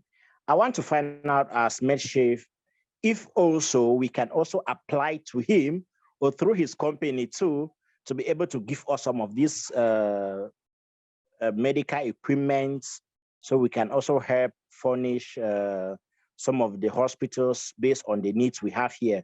Are they open to fundings as well? I just want to find out from Rogers. Thank you, and over. Thank you, Ken. Rogers, you have the floor. Hey, Ken. Great to talk to you, man.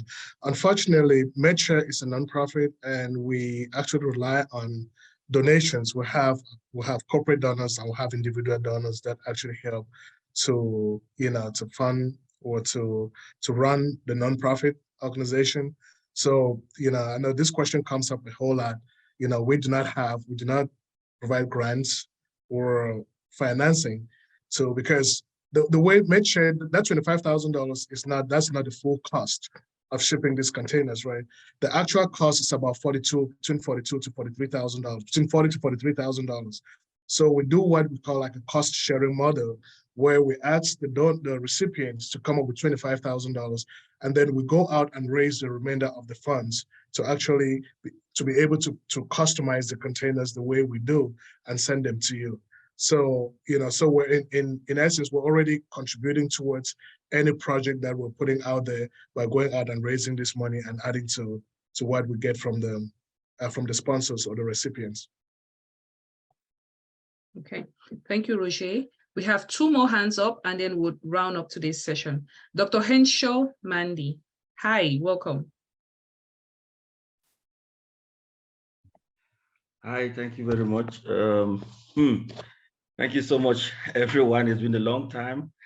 I've just been very mobile and not been able to attend some of your meetings. But today I'm very lucky to meet this presentation, which is very, very useful. Thank you, Roger, so much. I've been able to just send you a link through LinkedIn because we have to do a lot together. And I'm Henshaw Mandy. Many know me. I'm a consultant, a public health physician as well as, and also I own NGOs, and I'm building a hospital right now. So there's just a lot of this. Your presentation very useful for me, and also in that angle, for the last few years I've been getting into entrepreneurship. So I'm more of that angle of business.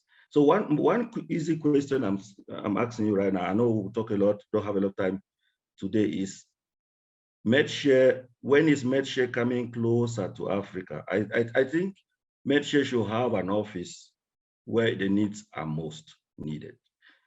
I think if you have an office anywhere in Africa, I'm not talking of Cameroon. Cameroon can be one. I've been to 23 countries in Africa, and I don't see the big difference helping anybody from any country. So my wish here is, when is MedShare thinking of coming closer to the people that needs it most? Open an office somewhere in Africa, partner or having an associate. I think that's something we can start talking about. Do you need land somewhere? Do you need a partner who can be on the ground? Do you need, I think that's something we need to start talking about. That $43,000 you are using to start shipping containers from the US to Africa, I think there will be reduction of cost. The second thing is about the training, being closer to those biomedical engineers that move from the US to those countries in Africa for training whatsoever. If we have a base, or you have a base in Africa, proximity to the people who need it, proximity to the people who will be doing the training, proximity to being cost effective, I think it's one of the biggest plans to start having in MedShare. I have NGOs, I have contacts with NGOs, and I think we can be your local representative on the ground. I stop there. Thank you very much. Alison, can I respond? Yes, Rishi, please go ahead. Yeah, so interesting enough, so Hans is he's actually like my classmate, because we wrote Qs together, when I was in Cameroon. I mean, I was very surprised to say, well, actually, that's, I think he's my classmate, because the face I can still remember, even though that was what, almost 23 years ago, so yeah. So to answer your questions, Hans, like before we came, I've been at MedShare for 6.5 years now. So before I came to MedShare, almost about 65 to 70% of the shipments that were coming out of MedShare were going to Latin America, they were going to Europe, and they were going to Asia, right? So we understand the needs in Africa. And once we came in, one of the main goals that we had was to,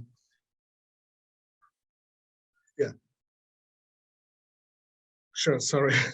So one of the main goals that we had was to reverse this, right? So, so right now, as we speak right now, over 80% of the shipments that come out of MedShare are going to Africa, because we understand the need of these things in Africa, and this African, and again, this is not, none of these people are getting this stuff for free. They understand, like I said, I was saying earlier, the concept of budget, of said, they know, for this little bit of money, I mean, that's just hypothetical.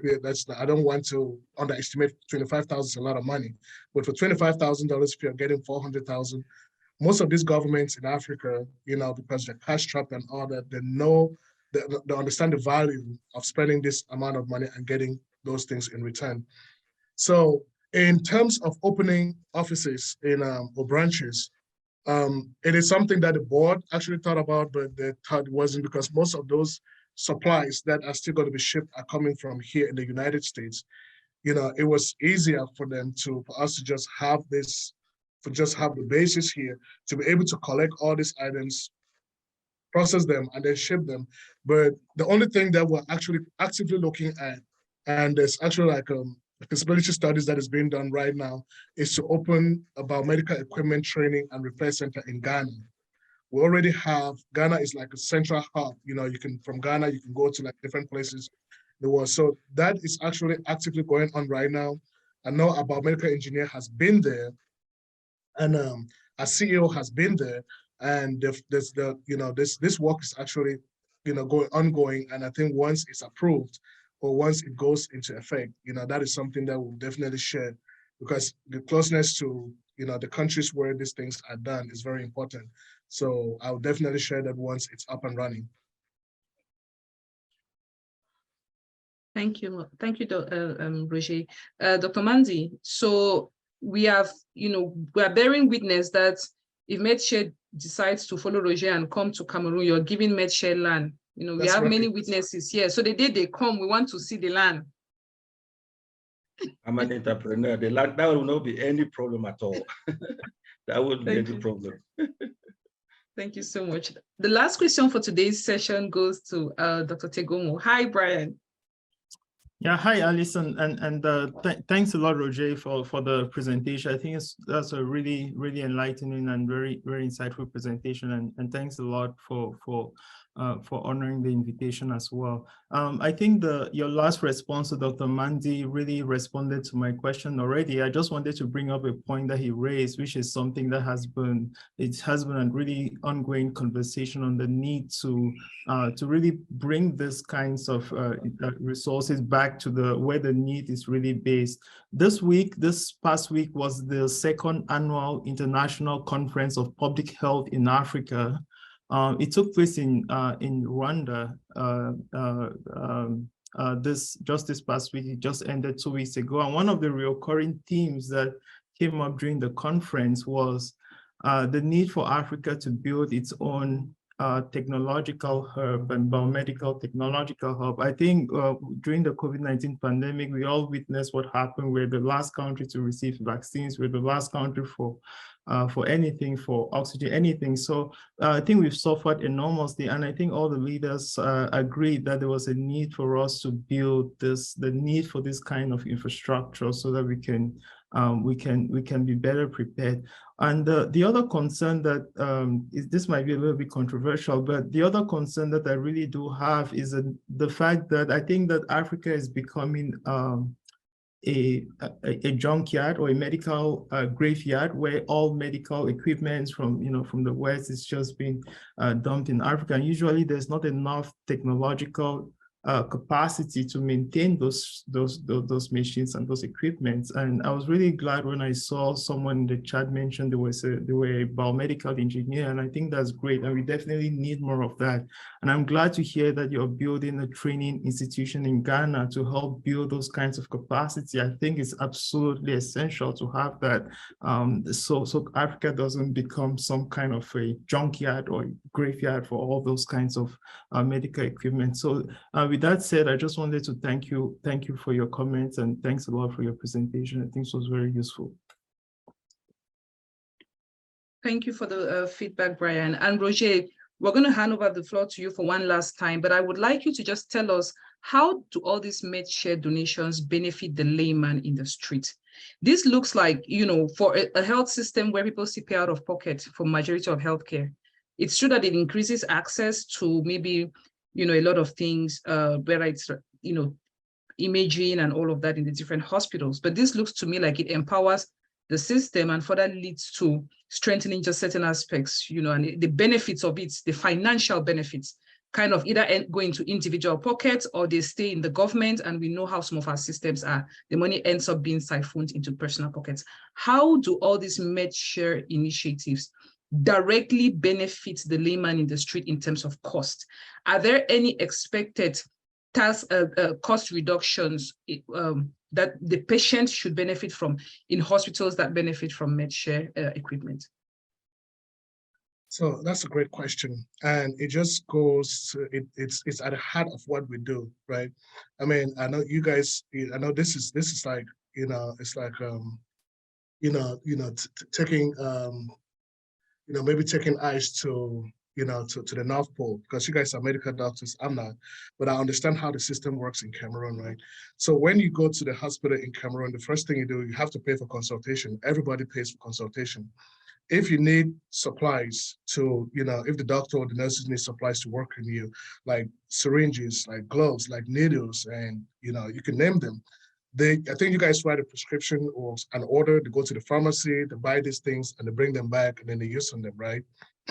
So the idea is that if you partner with MedShare and you're spending just $25,000 and you're getting $300,000, $400,000, $500,000 worth of medical supplies, the idea is that for those individuals that come to the hospital that cannot pay, you should be able to go to that inventory of items that we have sent to you and pull out of there, because when you look at the ratio of your, if you look at the ratio of of what you put in and what you're getting back, it is very wide. And those are some of the things, that's some of the things that are screened in the applications, because the applications come directly to me, and I'll do some type of screening to make sure that, because I've never seen anyone, maybe I'm just being naive, go to a government hospital or a faith-based hospital or an NGO hospital in Cameroon, and they've been denied treatment because of their inability to pay.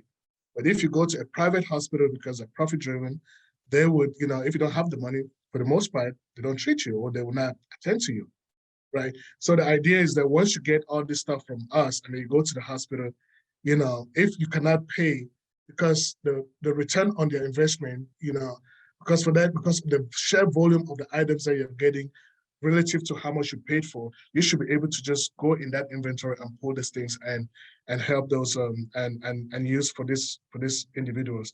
That is the, in principle, that is how it's supposed to work. Because once these things leave from here, I mean, I just came back from Cameroon, I think that's 3 months ago, and I was able to visit some of these hospitals, right? And, I know there was always this, people always say, hey, once these things go over there, sometimes they sell them, they do this. But I walk in there, they don't even know I'm coming. I have the packing list of everything that we send to them. And then I walk in there and, and I walk around, I see 3/4 of the equipment that we sent. I walk around and I see them there. These things don't, they just from nowhere grow legs and walk out of that place. They don't. So if, I said earlier, nothing is free, but if you can use some kind of sliding scale, because you still have to pay the doctors and the nurses and the technicians and all that. If people can come in there, those that have the capacity and the ability to pay, they should be able to pay. And that cost right there, and the fact that you're getting a whole bunch of things from Medshare, you can subsidize, the layman on the street, the cost to the layman on the street, just by just using a sliding scale model to cover that cost, or just go into that inventory of items that you got from us at almost little or nothing, to use on these folks, and not have to, and not ask them to pay for it. Same with the equipment. If you're getting an ultrasound and an X-ray, and the cost to do just an X-ray is 10,000 francs, and that you got that from Medshare, why not, if those people have, that person has just 500 francs, because at least, why not do that X-ray? Why can they benefit from it? So that's why we try to stay away from profit-driven, from a profit-driven model, and just work with organizations or agencies that we know are at the heart, that you guys, once they get these items, they'll be able to they will not discriminate, for lack of a better word. They'll be able to get to everybody, regardless of their ability to pay. Thank you, Rishi. It's true that the reality on the ground is quite different, but I think at this point, we'll hand it over back to Elvis to lead us through the end of this session. Thank you so much. Thank you so much, Alison. It's always a really great pleasure the way you manage the question and answer session. It's been a very great session. I mean, it's been a very long time. We've not had a session that takes us above 2 hours, 30 minutes. Time has gone us so quickly because of the importance of this topic. We all want to give back, and we all want to see how to help our communities. And Yaoba said something that was very important.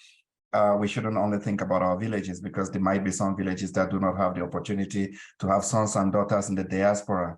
So when we think about home, let's just have the big picture of home and think about some of those parts of the country that could really be underserved, that we can help them. Because if you have a village like Bafut, there are so many Bafut children out in the diaspora. If you're only thinking of the subdivisional hospital in one of the villages in Bafut, it will be super saturated with equipment. But if we think about country and think about other villages that might not have the opportunity to have people back out there, then that would be a great way of leveraging these resources that is been all mentioned by Roger. Roger, thank you so much for your time and for really taking the patience to answer all these questions. And I know you're going to put your details in the chat there for those who stay back during our parking lot, just so people can reach out to you and have this conversation to really bear fruits. Before we end the session, let me just take a round to our moderators and just get their their last words before we hand over to the chair. Hi, Brian. I know you asked the last question, but just some last words from you. Oh no, thanks. I think it was great. I really enjoyed the session, and really thank Dr. Roger for the presentation and all the work that he's doing in Cameroon and in Africa as a whole. So this is really very valuable, and thanks a lot. We hope that we can build and leverage on this to really help underserved communities in Africa. Thanks a lot, Roger. Over to you. Thank you, Brian. And I know our fervent participant, Dr. Brown-Hilda, has been following up, though she's at work. I see her on a computer juggling between two things, working and participating in the town hall. Hi, Brown-Hilda. What was your take on this session? Hi, everyone. I really enjoyed it. I know Roger personally. He's like a junior brother to me. So when I saw that he was presenting, I did everything to run really quickly and then pray that nobody calls me. So I've really enjoyed it. Actually, I didn't even know that he was disconnected. So I'm going to be reaching out to him privately. So I'll take advantage of that, sister brotherhood, relationship. Well, I think this is a very, very important session because one of the challenges that we've had in Cameroon is usually dealing with hospitals with inadequate infrastructure. And I've seen that even firsthand, like Roger said, we all have villages, we all have groups. And even in Quen, where I come from, I visited there a few years ago and I saw the state of the hospital. And it was, they really, really need a lot of help from us. I was able to do a little bit, at the time, the need, it's important to also find out what they need. They needed, like, a water supply was a problem, so I did help to donate and build a water tank. And so, I think one of the challenges we've usually had is to really know what channels to use to facilitate donations. And I didn't know that this happened. I knew about this organization that he's talking about. I know about the engineer, I think it's Armstrong. Yes, and I've known about it for years, but I didn't really, pay much attention, didn't know much about it. So, and this session has been very enlightening. So, thank you very much, and thank Dr. Former and Elvis and everybody else for always, bringing up really great sessions. I know I've not been as active, but whenever I get a chance, I always try to participate, to attend, and there's always valuable information from every session. Yeah, thank you so much. And for those who don't know her, she's a pulmonary and critical care doctor here in the United States. Thanks for always being a part of us. And Christelle à la maison. Bonjour, Christelle. Bonsoir Elvis, bonsoir à tout le monde. Désolée d'avoir rejoint la réunion en retard, un peu occupée à faire 2-3 trucs. Merci beaucoup à Roger, c'est très intéressant. Merci pour sa disponibilité et pour le temps de préparer la présentation et pour le travail qu'il fait ici. Merci infiniment. À toi la parole, Elvis. Et les gens proposent le terrain pour Roger au Cameroun. Vous avez aussi le terrain pour lui? Je vais l'accompagner récupérer le terrain. Je n'ai pas encore de terrain. Merci beaucoup, Christelle. It's always a pleasure to have you. And we've heard from Christelle. Alison, some last words. Oh, no, thanks, Elvis. This has been an eye-opening session for me. And Roger, really thank you for the great work you're doing. I feel like your presentation highlighted some key gaps in human resources that we have and training as well, especially in the areas of financing and health economics, which maybe people will still have the energy and strength to look into it, could, delve into some of these areas. But thank you really for all the work you're doing and for the eye-opening session. Thank you, Alison, for always taking time out of your busy schedule to co-moderate this session. It's really been a pleasure. And we'll hand over to our chair, Dr. Mforneh Kenneth, to give it. No, first, let me get the last words from Roger before I get a vote of thanks from Dr. Mforneh. Roger, some last words from you before we end the session. I'm extremely honored, guys, beyond words to actually belong to this forum or to participate. And I think you guys are doing an amazing job, just just connecting the dots all over the world and just bringing people together, you know, because there's strength in numbers, right? I mean, you don't know what you don't know. And when people come in here, they, you know, they have the opportunity to network, you know, they have the opportunity to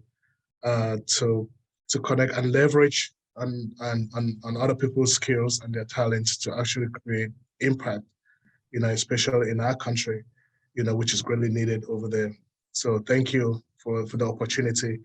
And, you know, I'm available for anyone that, you know, that maybe they have any questions there. Now, there are other organizations that, you know, that maybe do similar things or that people can collaborate with, you know, like MAP International that I talked about, you know, just for $20,000, you know, for $30,000, you can get a 20-foot container full of medications that are worth between $3 to $5 million.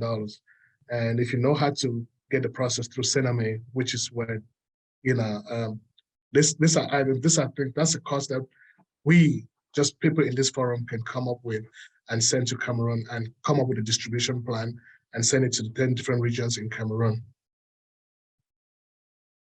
Thank you so much, Lynn, and certainly something will come out of this very session of today. I'll take the opportunity to hand over the floor to our chair, Dr. Mforneh, for his last conclusive remarks before we end the session. Well, Elvis, thank you very much. And as usual, I just want to thank you guys for your time. All the moderators, I don't know how you do it.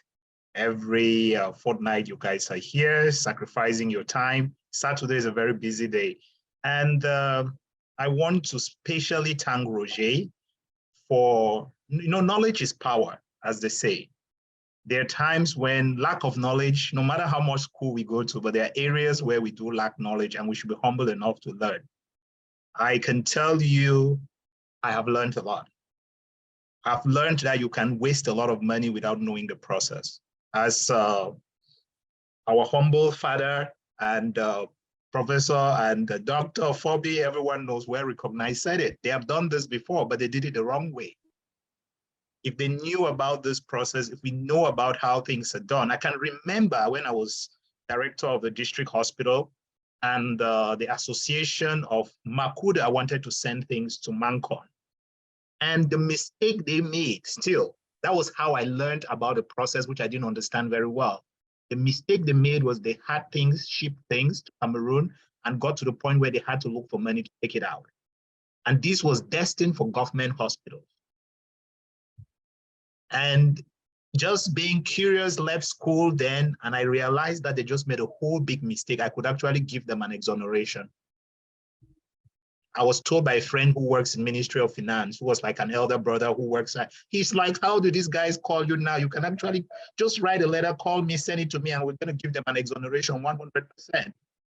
That is how I learned about this. And I got to inform the then director of the regional hospital in Bamenda, who had no idea about this, who was also like a father to me because I worked under him like a doctor. So it tells you how many of us lack knowledge.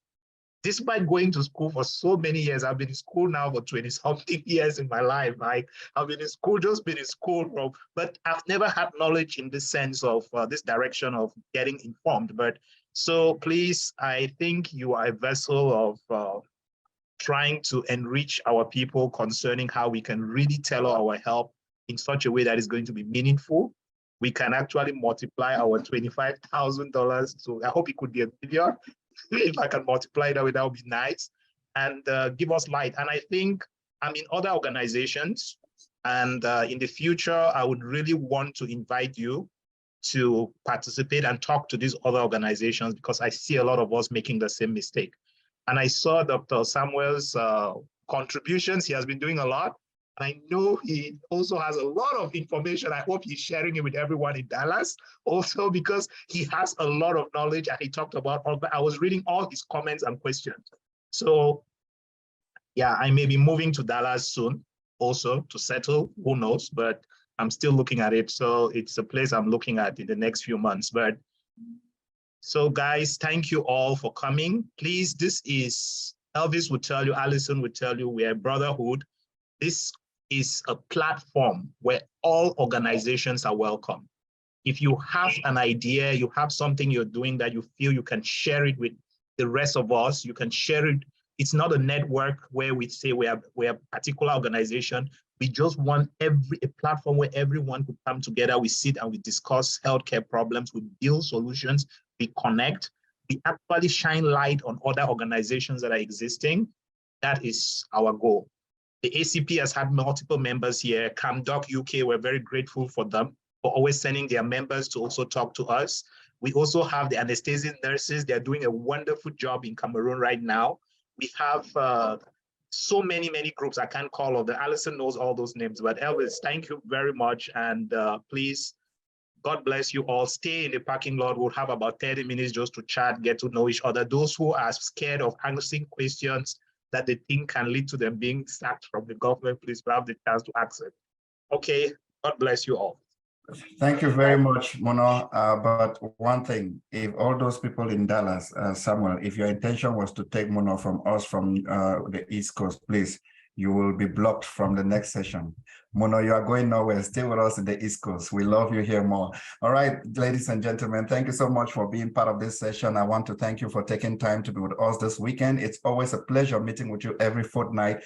After the minister's visit last week, we realized our membership has jumped from 1,600 to 1,750 members from still 35 countries. We are so proud of this reach, and these are people who have dialed in at least once in our session, in any of our sessions. It's really been a great pleasure. Thank you so much to our guest speaker, Roger, for all the amazing work you're doing. And we hope that just your presence in MedShare has led to the expansion of your coverage in Africa, considering just the statistic you gave that when you joined the company, most of medical donations were going to, to other parts of the world. But now we can see that your presence is a testimony of how much donations that is going to Nigeria, to Cameroon, and all the other countries that you have mentioned. We want to promise that we're going to keep in touch and make sure that we leverage all the knowledge you've given us to expand medical donations to Cameroon. Once again, ladies and gentlemen, it's been a pleasure spending this time with you. See you once again in a fortnight. Have a nice weekend.